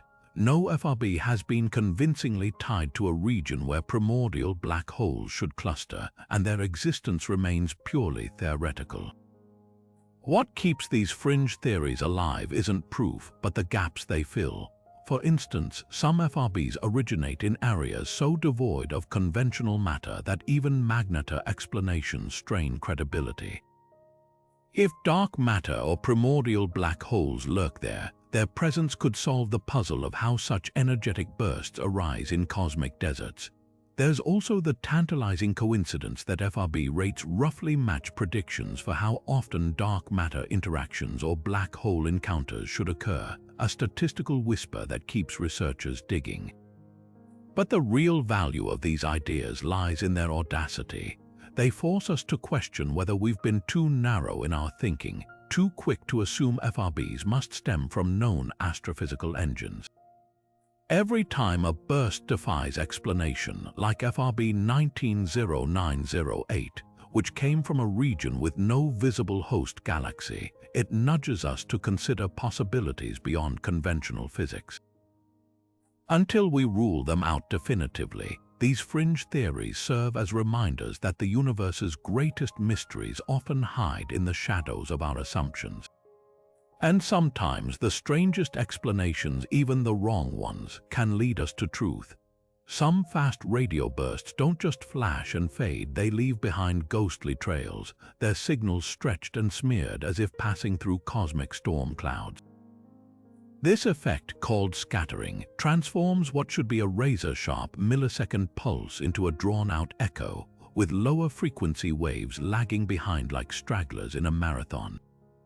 The phenomenon isn't just an observational nuisance, it's a goldmine of information, revealing the turbulent environments these bursts traverse on their journey across the universe. Take FRB 180301, detected in 2018. Its pulse arrived with a distinctive tail lasting nearly 5 milliseconds, 5 times longer than the initial burst. This smearing pattern told astronomers the signal had battled through an extraordinarily turbulent region, likely a supernova remnant or the chaotic outskirts of a black hole's accretion disk. By analyzing how much the burst stretched, researchers could estimate the density and turbulence of that invisible obstacle course. It's like listening to a voice echoing down a hallway. The more distorted it sounds, the more cluttered the space it traveled through. Scattering occurs when radio waves encounter free electrons in ionized gas, their paths bending slightly with each interaction. In calm regions of space, these detours are minimal, a quick straight shot to Earth. But when a burst plows through dense, magnetized plasma, like the swirling debris around a newborn neutron star, its waves get knocked off course repeatedly. Higher frequencies barrel through relatively unscathed, while lower ones take the scenic route, arriving later and more scrambled. The degree of delay becomes a forensic tool, allowing scientists to reconstruct the burst's journey through otherwise invisible cosmic terrain. What makes this scattering so valuable is its ability to probe regions telescopes can't see. FRB 190108, for example, showed barely any scattering, implying it traveled through a near-perfect vacuum, perhaps a rare, pristine corridor between galaxies. Another burst, FRB 210106, arrived so heavily scattered that astronomers calculated it must have grazed the heart of a galaxy cluster, its signal buffeted by the superheated plasma enveloping hundreds of galaxies. These measurements are painting an unprecedented map of the universe's most violent neighborhoods, places where gas swirls at millions of degrees and magnetic fields twist space itself into knots. Yet some scattering patterns defy explanation. FRB 190607 displayed an odd double-peaked tail, as if the burst had been split in two by an invisible cosmic prism. One theory suggests it passed through a particularly extreme plasma lens, a dense knot of ionized gas acting like a funhouse mirror for radio waves. Others propose the burst might have skimmed the edge of a relativistic jet from a supermassive black hole, its signals shredded by the jet's turbulent magnetic fields. Each anomalous scattering profile forces astronomers to invent new physics, pushing our understanding of how matter behaves under conditions impossible to replicate on Earth. The real surprise came when researchers noticed a curious trend. Repeating FRBs tend to show less scattering than their one-off counterparts. This could mean repeaters inhabit cleaner environments, perhaps the orderly magnetospheres of young Magnetars, while non-repeaters emerge from messier cosmic wreckage, like the debris fields of stellar collisions. It's a subtle distinction, but one that might finally help unravel why some bursts repeat and others vanish forever. Scattering does more than just expose the universe's hidden structures. It also acts as a cosmic filter, determining which FRBs we can even detect. Extremely scattered bursts may stretch so much that they blur into the background noise of the cosmos, invisible to all but the most sensitive telescopes. This means the FRBs we've catalogued so far might just be the tip of the iceberg, with countless others smeared beyond recognition. Future observatories like the Square Kilometre Array, capable of resolving microsecond scattering, will pry open this hidden layer of the universe, revealing bursts currently lost in the chaos. Every scattered tail is a testament to the universe's messy, magnetized underbelly, a reminder that empty space is anything but empty. And as we decode these distorted signals, we're not just solving the mystery of FRBs, we're learning to read the turbulence of the cosmos itself, one stretched-out pulse at a time. Most fast radio bursts erupt from bustling stellar nurseries or chaotic dwarf galaxies, places where cosmic violence is routine. But FRB 190523 broke all the rules when it flared from a galaxy so quiet, astronomers initially wondered if they'd pinned the location wrong. Nestled 6 billion light-years away in a massive, aging spiral, this burst originated where Magnetars should be ancient relics and star formation had ceased eons ago. Its host galaxy hadn't birthed new stars in billions of years, drifting into retirement with none of the frenzy typically tied to FRBs. This discovery sent shockwaves through astrophysics.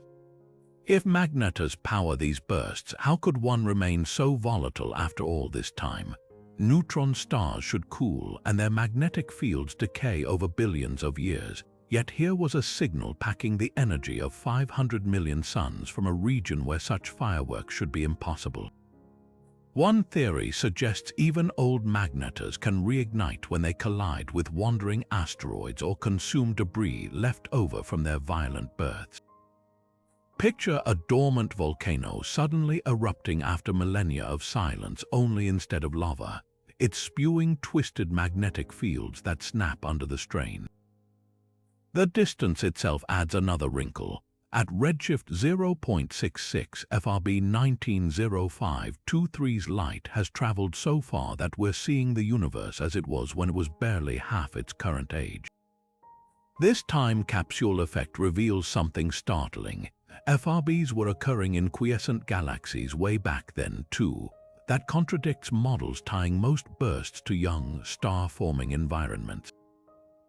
Unless Magnetars can stay active for billions of years, far longer than current physics predicts, we might be missing whole categories of objects capable of producing these cosmic flares. Alternative explanations scramble to fill the gap.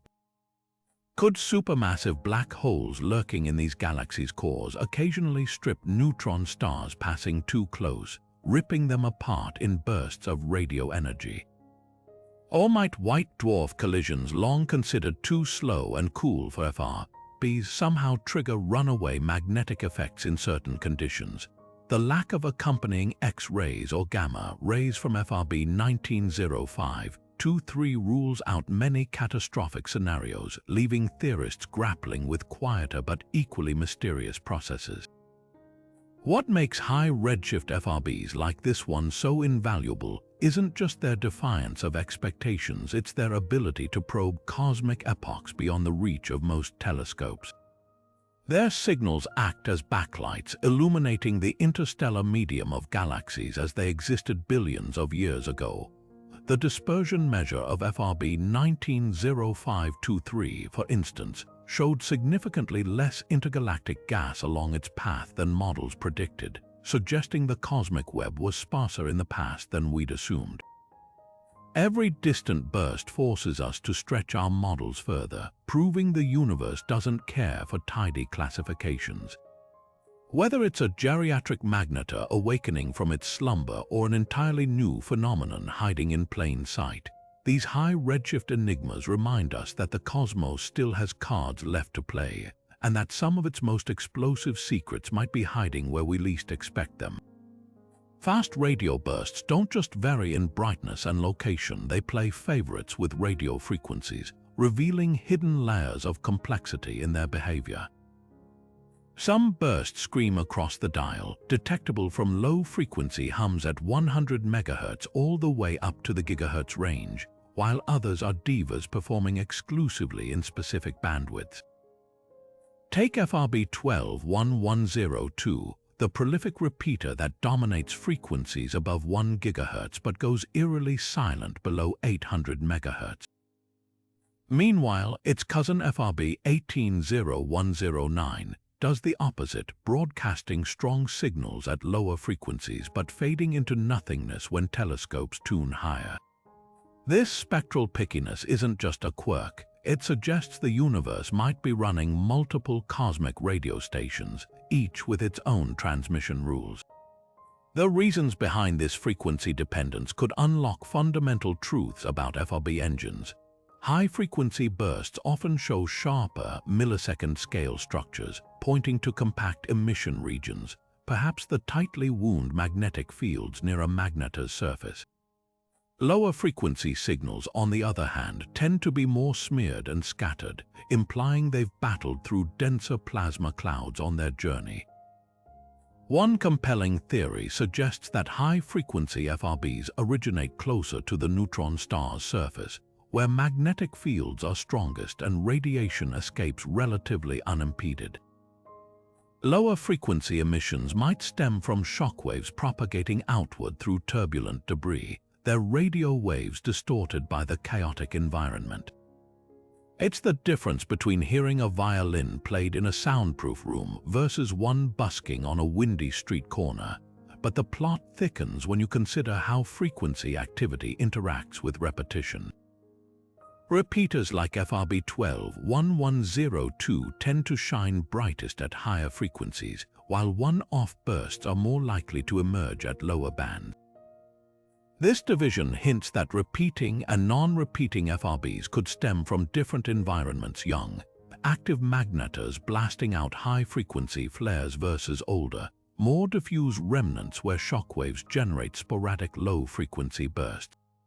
There's also the curious case of FRB 190308, which switched frequencies mid-campaign, abruptly dropping its high-frequency transmissions while ramping up at lower bands. This spectral shape shifting implies that whatever powers these bursts isn't static. It evolves, possibly as magnetars exhaust or replenish plasma in their surroundings. The observational challenges here are immense. Earth's ionosphere blocks the lowest radio frequencies, forcing astronomers to rely on space-based detectors or specialized ground arrays to catch these elusive signals. Even then, atmospheric noise and interference can mask critical details. The Canadian Hydrogen Intensity Mapping Experiment, or CHIME, revolutionized the field by scanning a broad frequency range simultaneously, revealing that many bursts previously thought to be frequency-specific were actually just too faint outside their preferred bands. This discovery upended assumptions some FRBs might not be picky after all, but simply quieter where we weren't listening carefully enough. What makes these spectral fingerprints so valuable is their diagnostic power. An FRB's frequency profile acts like a cosmic barcode, encoding details about its birthplace's density, magnetic field strength, and even the particle composition of intervening space. Bursts detected at multiple frequencies simultaneously, like FRB 2020120, captured from 400 MHz up to 8 GHz, allow astronomers to reconstruct the signal's journey in unprecedented detail. The lower frequencies, delayed by their travels through interstellar electrons, reveal the total electron count along the line of sight, while the high-frequency components remain crisp, betraying the source's intrinsic structure. Yet for all their clues, these frequency-dependent behaviors deepen the central mystery. If all FRBs stem from similar magnetar engines, why do their spectral signatures vary so wildly? Perhaps the answer lies not in the stars themselves, but in their surroundings: a dense nebula here, a clean escape path there filtering the bursts into distinct frequency bands. Or maybe we're witnessing multiple physical processes at work, with some FRBs powered by magnetic reconnection near the neutron star's surface and others by colliding shock fronts in distant debris clouds. Every time a new burst defies expectations, appearing where it shouldn't, vanishing where it should thrive, it forces us to reconsider the boundaries of known physics. The universe, it seems, has built a radio symphony far more intricate than we've yet imagined, with each frequency band playing its own cryptic melody. And until we learn to listen across the full spectrum, we're hearing only fragments of the song. If the universe is flashing us with thousands of fast radio bursts every single day, why aren't we tripping over the corpses of their sources? That's the population paradox at the heart of FRB research, a cosmic accounting error where the sheer number of bursts we detect wildly outstrips the known population of objects capable of producing them. Even if every magnetar in the observable universe fired off just one FRB in its lifetime, we'd still be short by orders of magnitude. So where are all these invisible radio guns hiding? Let's break down the numbers. Current estimates suggest there are roughly 1 billion neutron stars in our galaxy, with maybe 1 in 10 being hypermagnetic magnetars. That's 100 million potential FRB factories across the Milky Way. Extrapolate that to the observable universe's 2 trillion galaxies, and you'd think we'd have enough engines to power the FRB onslaught. But here's the catch: magnetars are cosmic mayflies. Their intense magnetic fields decay within 10,000 to 100,000 years, a blink on astronomical timescales. For FRBs to arrive at the rate we observe, every magnetar in existence would need to produce multiple bursts per day, a level of hyperactivity that defies everything we know about these stellar corpses. One radical solution: our census of magnetars might be woefully incomplete. Traditional surveys spot these objects by their X-ray or gamma-ray emissions, but what if a hidden population operates in radio silence until their explosive FRB moments? There could be magnetars shrouded in dense debris clouds, their usual emissions absorbed until a catastrophic starquake punches through. Or consider dead magnetars, neutron stars whose surface fields have faded but retain buried magnetic reservoirs that occasionally rupture through their crusts like tectonic faults. The 2023 discovery of a supposedly dormant magnetar flaring to life after a decade of quiet supports this idea. The cosmos might be littered with sleeping giants we've mistaken for ordinary neutron stars. But magnetars alone may not close the gap. Another possibility is that FRBs arise from short-lived, exotic objects we've yet to catalogue. Picture hypermassive neutron stars, temporary remnants of stellar collisions that spin with destabilizing energy before collapsing into black holes. These unstable objects could exist for mere days or weeks, erupting in radio fury before vanishing forever. Their ephemeral nature would explain why we don't see their lingering glow in galaxy surveys, while their violent births could account for the FRB glut. The plot thickens when you consider FRB spatial distribution. These bursts pepper both star-forming galaxies and quiescent ones, meaning their progenitors must thrive in environments where traditional magnetar formation is rare. Perhaps certain types of white dwarf collisions or black hole neutron star mergers, events occurring once per 100,000 years per galaxy, can also produce FRBs under specific conditions. This would neatly balance the rate equation without overburdening any single source class. Then there's the elephant in the room: are we overcounting? Interstellar and intergalactic scintillation, the same plasma lensing effects that amplify some FRBs, can split single bursts into multiple apparent signals as they traverse turbulent space. Early FRB catalogs might have double or triple counted events that were really just one burst seen through a cosmic kaleidoscope. Newer telescopes like CHIME are correcting for this by tracking burst polarization and scattering profiles, but the possibility remains that the true FRB rate is lower than we think. The paradox forces us to confront uncomfortable gaps in stellar evolution models. Maybe magnetar formation isn't the rare fluke we've assumed, but a standard phase for many neutron stars, a magnetic adolescence most grow out of quickly. Or perhaps the initial collapse of massive stars can birth magnetars with far higher efficiency in certain metallicity environments. The answers could rewrite textbooks on how stars live, die, and broadcast their deaths across the cosmos. What makes this puzzle so thrilling is its refusal to yield to simple fixes. Every proposed solution, hidden magnetars, exotic transients, counting errors, comes with its own contradictions. Yet within that uncertainty lies discovery. Whether it's revealing new stellar life cycles or uncovering entirely new classes of celestial objects, the FRB population paradox isn't just a problem to solve. It's a beacon pointing toward unexplored frontiers in astrophysics where the rules we know may not apply, and where the universe's next great surprise is waiting.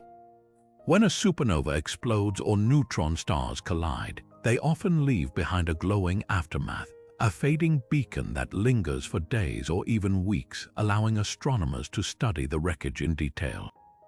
Fast radio bursts, however, play by different rules. Despite their staggering energy output, most vanish without a trace, leaving no detectable afterglow in any wavelength. This cosmic disappearing act has sent researchers on a years-long hunt for even the faintest wisps of lingering light, a search that, more often than not, ends in frustration. Take the case of FRB 150418, one of the first bursts to undergo a multi-wavelength follow-up campaign. Within hours of its detection, telescopes across the globe swiveled toward its origin, scanning for X-ray, optical, and infrared signatures.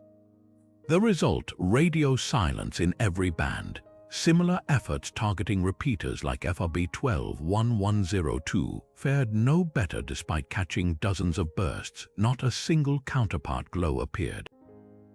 This pattern holds for nearly every FRB studied. No thermal afterglows hinting at superheated debris, no synchrotron radiation from lingering shockwaves, just an eerie cosmic quiet where astrophysics says there should be fireworks.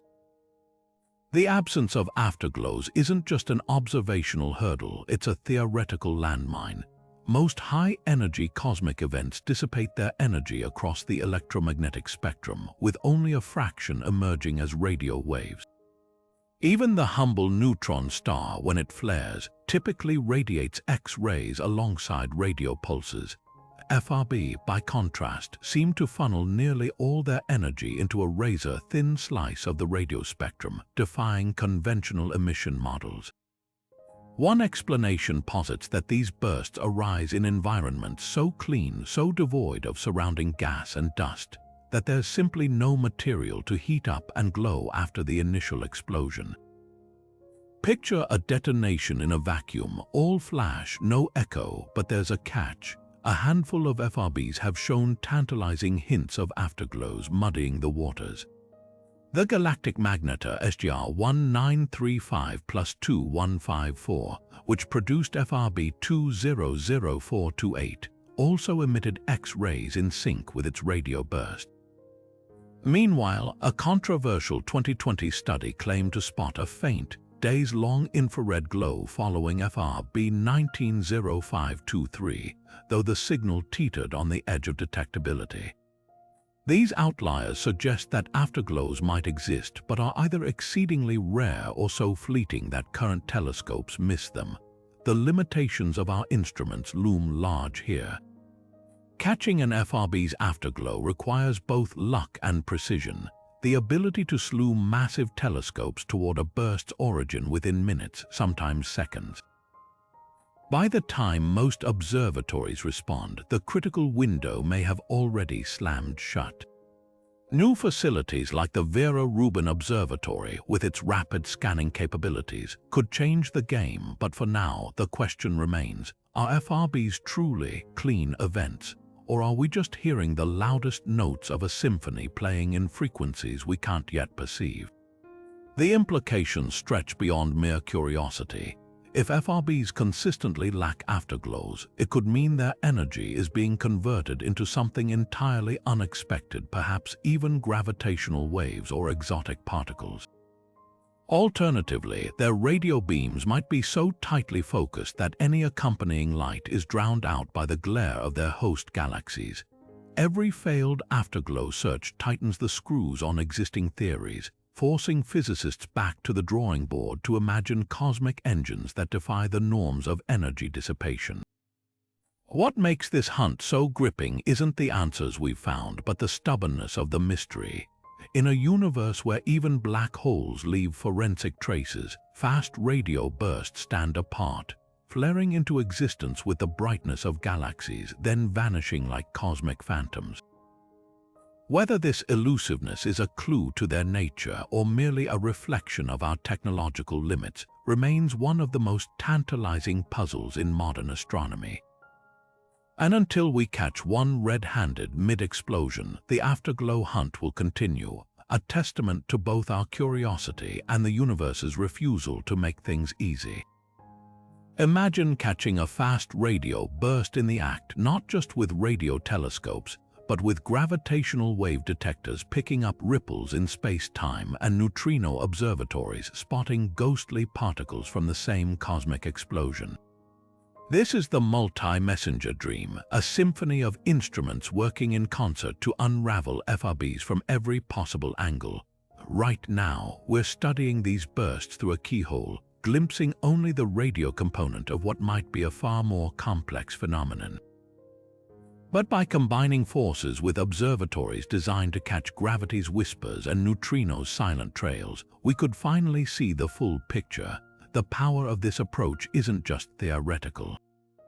In 2017, the collision of two neutron stars was detected simultaneously by LIGO gravitational wave observatories and gamma-ray telescopes, a breakthrough that revolutionized our understanding of heavy element formation.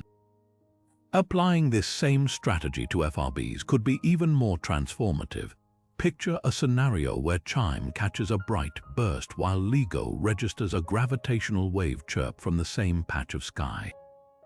That coincidence would instantly rule out half the competing FRB theories, confirming whether these explosions involve the cataclysmic collisions of compact objects.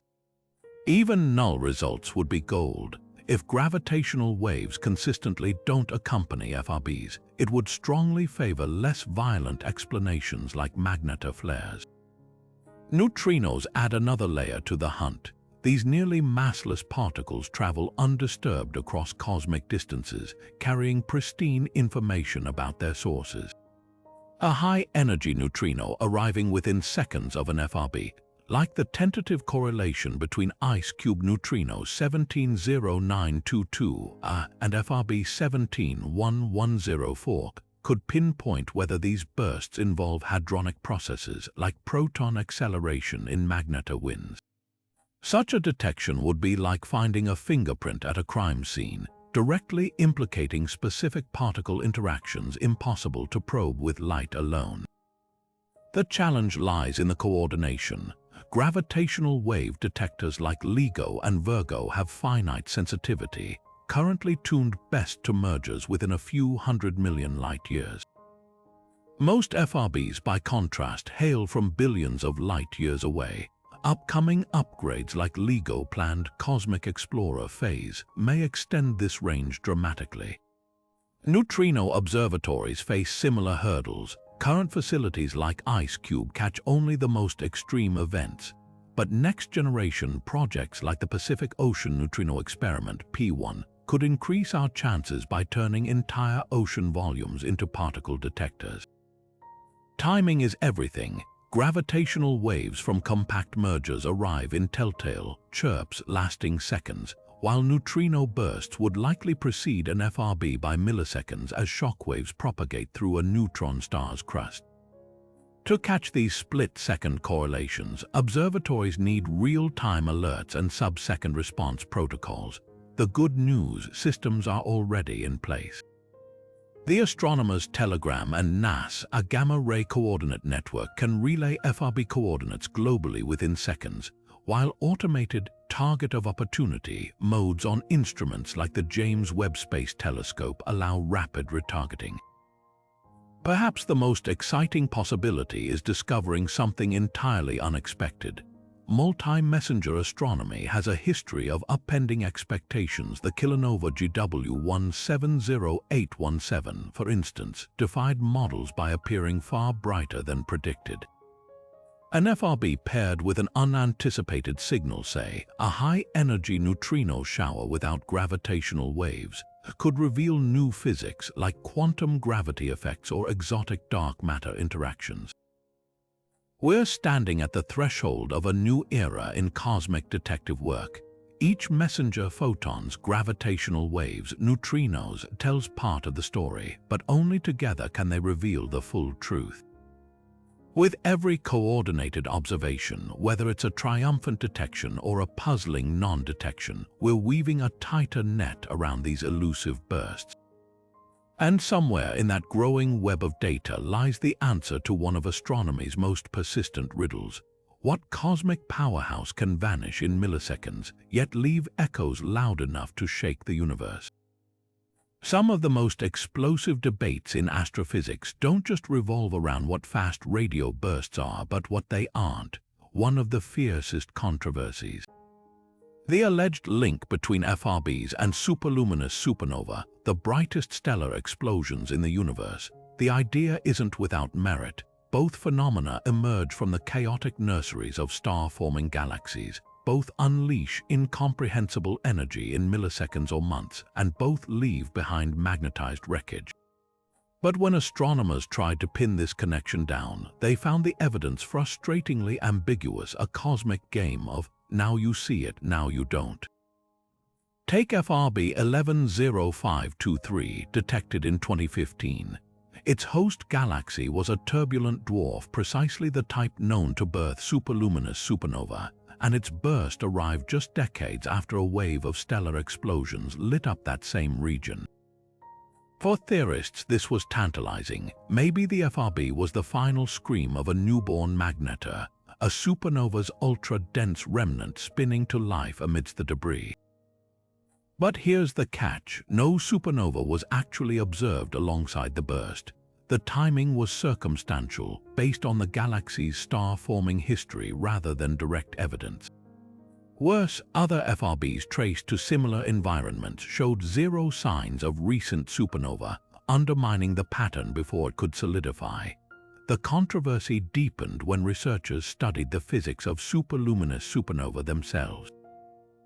These explosions, powered by magnetars or pair instability collapses, should theoretically produce shockwaves capable of emitting radio pulses. Yet detailed simulations showed a glaring mismatch. Supernova release energy over weeks or months, while FRBs flash and vanish in milliseconds.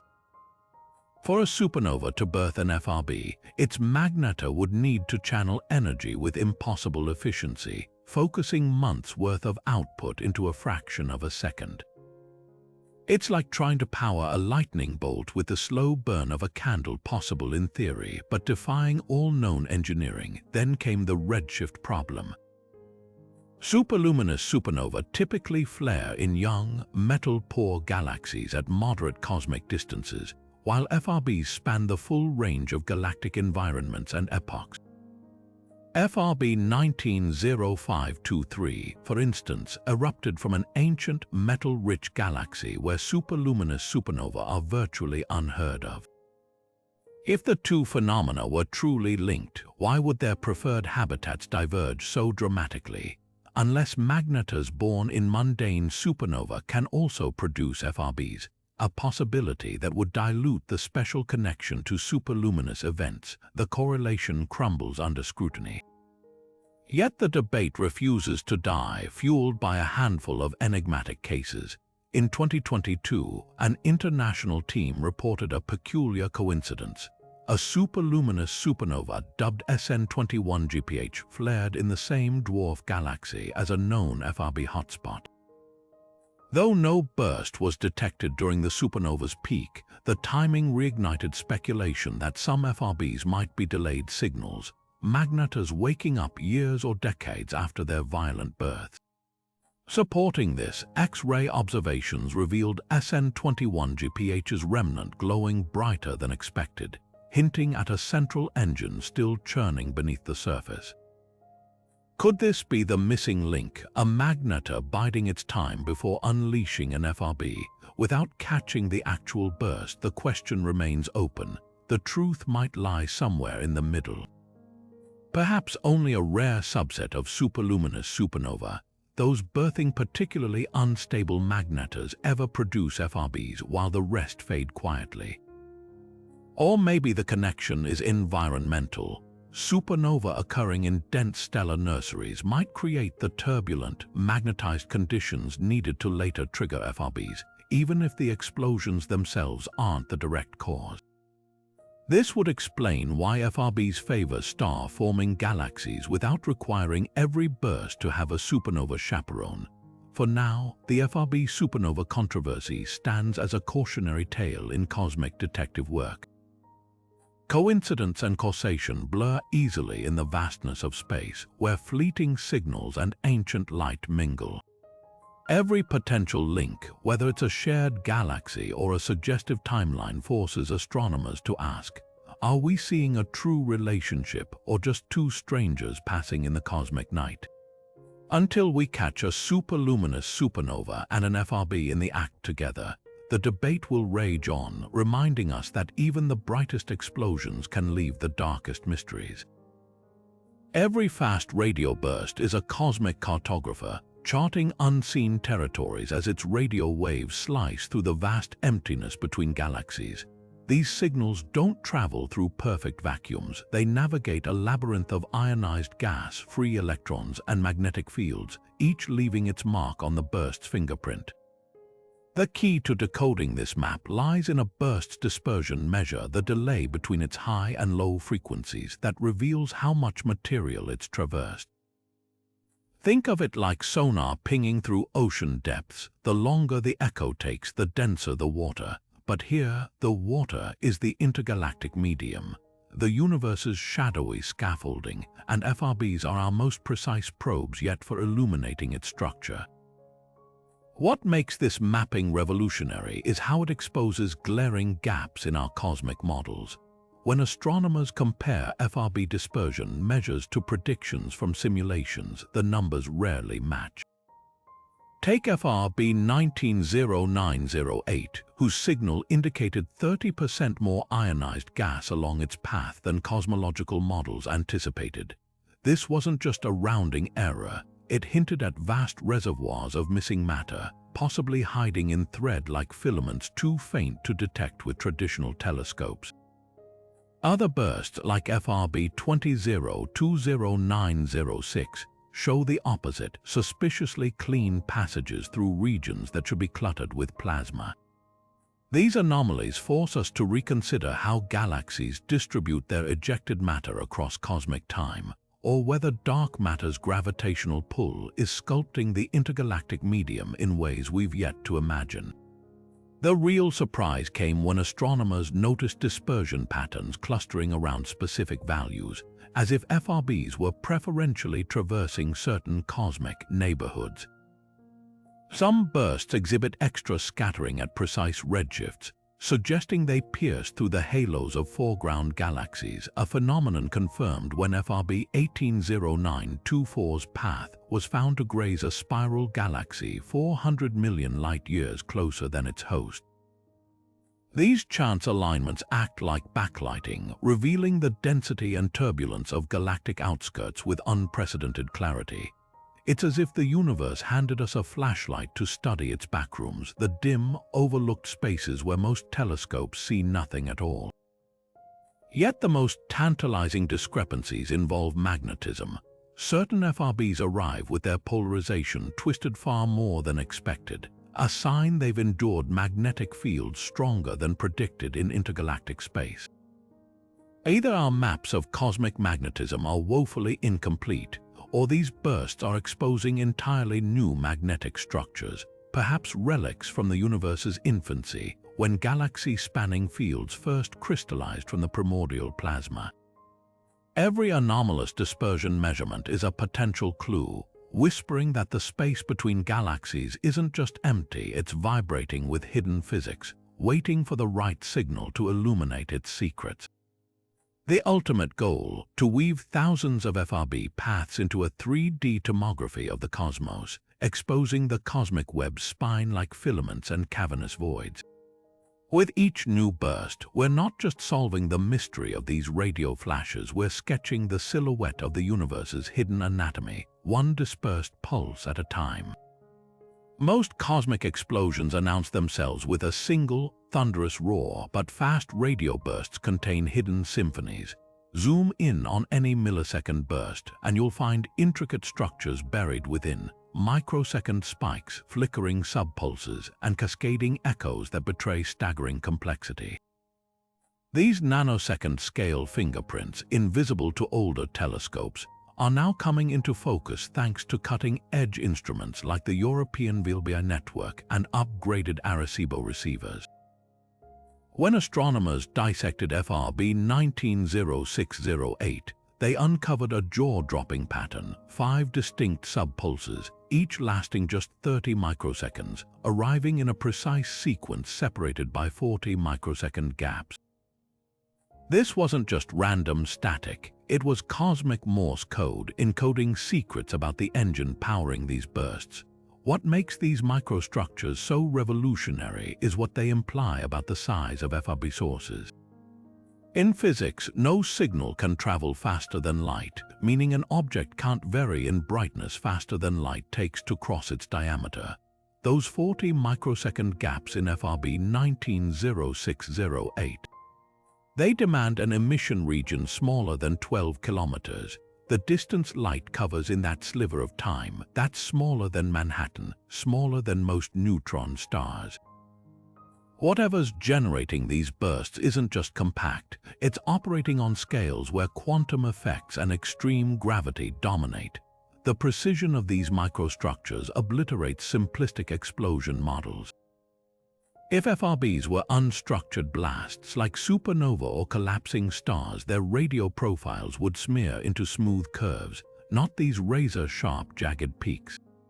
Instead, the bursts resemble the precisely timed pulses from rotating neutron stars, but cranked to 11. Some theorists suggest we're seeing magnetic reconnection events, think solar flares, but with magnetic fields billions of times stronger rippling across a magnetar's surface in chain reactions. Each microsecond spike could represent a separate breaking point where the crust fractures under magnetic strain, releasing another focused beam of radio waves. There's an even wilder possibility. These subpulses might trace the path of a relativistic shockwave. Picture a magnetar flare launching a plasma jet at near light speed. As the jet plows through surrounding debris, instabilities could form hotspots where particles are accelerated violently enough to emit coherent radio bursts. The 40 microsecond periodicity would then reflect the time it takes for these hotspots to form and collapse as the jet propagates outward. It's like listening to the staccato pops of a cosmic Gatling gun, each bullet of energy revealing another wrinkle in the shockfront structure. Not all FRBs share this microstructure. Repeaters tend to show more complex patterns, sometimes resembling double-peaked echoes, while one-off bursts often appear smoother. This dichotomy hints at different production mechanisms. Perhaps repeaters arise from magnetar surfaces where crustal vibrations create intricate radio harmonics, while non-repeaters stem from cleaner, single-shot events like neutron star collisions. Even more intriguing are bursts like FRB 210105, whose subpulses drift downward in frequency like a cosmic slide whistle, a smoking gun for plasma lensing effects that could reveal the density profiles of surrounding material. The real breakthrough came when researchers realized these microstructures aren't just about size, they're clocks. The timing between subpulses often matches predictions for neutron star oscillation modes, vibrations where the entire star rings like a bell after being struck. If confirmed, this would mean FRBs aren't just revealing the dimensions of their sources, but their internal compositions, whether they're filled with superfluid neutrons, exotic quark matter, or something even stranger. Every microsecond spike is a direct line into physics regimes impossible to recreate on Earth. Yet for all their diagnostic power, these fleeting structures raise new questions. Why do some bursts show perfect periodicity while others flicker chaotically? Are we seeing one unified process or multiple emission mechanisms layered atop each other? And most perplexing of all, how can something smaller than a city generate more energy than a galaxy? With next-generation telescopes poised to resolve FRBs down to nanosecond precision, we're not just solving a mystery, we're witnessing the universe rewrite the rules of high-energy physics in real time. Some fast radio bursts arrive not as solitary screams across the cosmos, but as ghostly echoes, signals that ripple outward in multiple peaks, like stones skipping across a pond. These echo bursts stand apart from their simpler cousins, their profiles etched with double or even triple humps separated by microseconds. FRB 190108 was one of the first to reveal this bizarre trait, its pulse splitting neatly into two near-identical copies arriving 21 microseconds apart. At first glance, it seemed impossible. How could a single cataclysmic event produce such perfectly spaced repetitions? The answer may lie in the fabric of space itself, where invisible cosmic lenses twist and amplify these signals in ways that betray secrets about everything they've passed through. Plasma lenses offer one compelling explanation. Imagine an FRB's radio waves encountering a dense knot of ionized gas, perhaps the remnant of an ancient supernova or the turbulent fringe of a black hole's accretion disk. As the signal pierces this region, the plasma's varying density acts like a funhouse mirror, bending some wavelengths more than others. The result, multiple images of the same burst arriving at slightly different times, just as light from a distant galaxy can appear in duplicate around a gravitational lens. These split-second delays become cosmic measuring tapes, revealing the lens's size and density. When FRB 2020120 displayed triple peaks spaced by 53 microseconds, astronomers calculated it must have grazed a plasma cloud roughly 300 astronomical units across, larger than our solar system but smaller than most known nebulae. Yet there's an even wilder possibility. Some echoes might not be lensed at all, but actual rebounds from celestial mirrors. Picture a magnetar's explosive flare racing outward until it slams into a shell of debris, the remnants of a long-ago stellar eruption. The initial radio blast punches through, but a fraction reflects off this plasma barrier, creating a delayed copy. This light echo scenario could explain bursts like FRB 180924, whose secondary peak arrived 3 milliseconds later with nearly identical structure. The gap between pulses would then map the distance between the magnetar and its reflective shroud, a measurement impossible by any other means. What makes these echo bursts invaluable isn't just their oddity, but their diagnostic power. Each microsecond delay encodes precise information about the hidden structures warping their path. Some exhibit frequency-dependent echoing, where higher frequency waves show tighter spacing between peaks, a smoking gun for dispersive plasma lenses. Others, like FRB 210507, display chirped echoes that drift downward in pitch, suggesting they've ricocheted off moving shock fronts in expanding supernova remnants. By reverse engineering these patterns, astronomers can reconstruct the otherwise invisible architecture surrounding FRB sources, the debris disks, stellar winds, and fossil bubbles that conventional telescopes might never spot. The most tantalizing echoes might probe the universe's largest-scale structures. A handful of bursts show delays too long to originate near their source, up to tens of milliseconds for some. These could be cosmic multiplane lensing events, where an FRB's waves encounter multiple plasma screens across intergalactic space. Imagine the signal traversing a filament of the cosmic web, that vast network of gas connecting galaxies, with each thread imprinting its own microsecond delay. Such detections would offer the first direct measurements of these elusive tendrils' densities, turning FRBs into intergalactic sonar pings. Yet for all their promise, echo bursts bring fresh puzzles. Why do some FRBs display immaculate single peaks while others arrive decked in echoes? Is it simply a matter of line-of-sight geometry, bursts pointed through crowded environments versus clean escape paths? Or could different engines produce different echoing behaviors, with magnetar flares more prone to reflection than neutron star collisions? Even the cleanest echoes show subtle asymmetries, secondary peaks slightly dimmer or distorted, hinting that no cosmic lens is perfect, and every plasma mirror has its microscopic flaws. As telescopes grow more sensitive, these faint repetitions are stepping out of the shadows. What once looked like random noise in burst profiles now resolves into intricate echo patterns, each one a whisper from the universe's hidden chambers.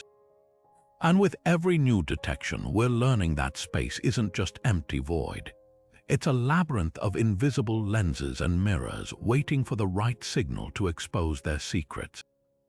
Right now, the hunt for fast radio bursts is like listening to the cosmos through a keyhole, but that's about to change. A new generation of telescopes, armed with unprecedented sensitivity and speed, is poised to rip that keyhole wide open, transforming FRBs from tantalizing mysteries into powerful tools for decoding the universe. Leading the charge is the Square Kilometre Array, or SCAR, a revolutionary radio observatory spanning continents, with thousands of dishes spread across South Africa and Australia. When its full array comes online in the late 2020s, SKA won't just detect FRBs, it will dissect them in real time, catching thousands per year with precision sharp enough to pinpoint their host galaxies within seconds. Imagine a telescope so powerful it could spot a cell phone signal from a planet halfway across the Milky Way. That's the level of sensitivity we're talking about. But SKA's real game changer lies in its ability to solve the repeater mystery. Right now, we've only catalogued a handful of repeating FRBs, leaving us guessing whether all bursts are capable of repetition or if there are distinct classes. SKA's relentless monitoring, scanning the entire sky every few hours, will catch repeaters in the act, tracking whether one-off bursts eventually flare up again years later. It could finally answer whether magnetars are the sole culprits or if cosmic collisions also contribute. And with its wide frequency range from 50 MHz to 20 GHz, SKA will expose whether FRBs truly vanish outside their preferred bands or if we've simply been missing their whispers at the edges of the radio spectrum. Then there's the Deep Synoptic Array 2000, or DISA 2000, a California-based network of 2,000 radio dishes designed to localize FRBs with pinpoint accuracy. While SKA sweeps the entire sky, DISA 2000 will focus on deep field observations, capturing bursts with such clarity that it can trace them not just to their host galaxies, but to specific neighborhoods within those galaxies. Is that repeating FRB nestled in a star-forming nebula? Does this one-off originate near a supermassive black hole's accretion disk? DSA 2000's images will be sharp enough to tell, effectively giving us X-ray vision for the cosmic environments that birth these radio screams. What makes these projects so groundbreaking isn't just their scale, it's their synergy. SKA's vast coverage will provide the statistical heft, revealing how FRBs vary across cosmic time and different galaxy types. Meanwhile, DSA 2000's precision will act like a surgical probe, zooming in on individual bursts to study their chemistry. Together, they could uncover entirely new FRB species, perhaps ultra-long bursts lasting seconds instead of milliseconds, or signals so faint they've been hiding below our current detection threshold. There's even the tantalizing possibility of catching an FRB's progenitor in other wavelengths, seeing the optical flare of a magnetar quake or the infrared afterglow of a neutron star collision just as the radio burst arrives. The data deluge from these telescopes won't just answer old questions, it'll pose new ones. Why do some galaxies host multiple FRBs while others, seemingly identical, produce none? Are there FRB deserts, cosmic voids where these signals refuse to propagate? And could some bursts be even more exotic than we've imagined, powered by quantum phenomena or dark matter interactions we've yet to theorize? With enough detections, machine learning algorithms might uncover patterns invisible to human eyes, subtle correlations between burst structure and host galaxy age, or hidden periodicities in seemingly random repeaters. But perhaps the most exciting prospect is what we can't yet predict. Every time humanity has built a telescope with orders of magnitude better sensitivity, it's stumbled upon phenomena that rewrite textbooks: pulsars, quasars, gamma-ray bursts. SKA and DSA 2000 could unveil FRB counterparts we've never dreamed of, lurking in the static until now. Whether it's bursts encoded with the fingerprints of cosmic strings or signals tracing the universe's very first stars, one thing's certain: the golden age of FRB science is just beginning. And with these colossal ears turned to the sky, we're not just listening to the universe's radio whispers, we're about to hear its full-throated roar. Every time a fast radio burst flares across the cosmos, it forces us to confront one of the most profound questions in science. Are we seeing nature's handiwork or something stranger? The debate isn't just academic, it cuts to the core of how we understand our place in the universe. On one side, the weight of evidence leans heavily toward natural astrophysical engines. Magnetars, neutron star collisions, and other extreme phenomena fit neatly within known physics, their properties aligning with the burst's energies, durations, and host environments. When the galactic magnetar SGR 1935+2154 fired off an FRB in 2020, it was as if the universe handed us a smoking gun, proof that at least some bursts stem from these ultramagnetic stellar corpses. The repeating patterns, the polarization twists, the sheer cosmic violence all point to natural processes playing out on scales we're only beginning to comprehend. Yet the shadows of doubt linger. Why do some FRBs exhibit structures so precise they resemble engineered signals?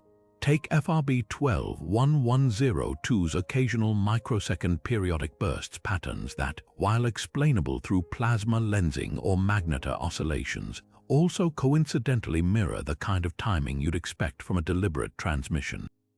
And then there's the efficiency problem. FRBs beam energy with laser-like focus, wasting almost nothing to heat or side emissions. A trait that, while not impossible for natural processes, suspiciously resembles how an advanced civilization might optimize interstellar broadcast. Even the infamous WOW signal from 1977 pales in comparison to the raw information carrying potential of these millisecond flashes.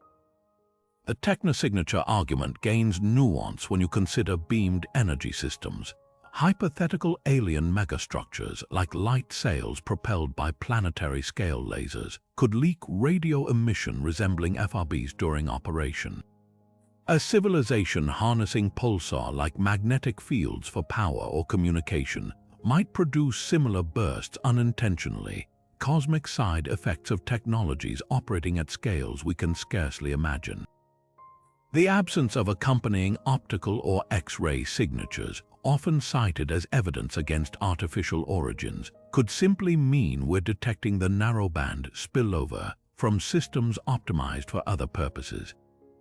But here's the catch: the universe thrives on coincidence. Pulsars discovered in 1967 were initially mistaken for alien beacons due to their stunning regularity, until nature proved itself capable of even grander clocks.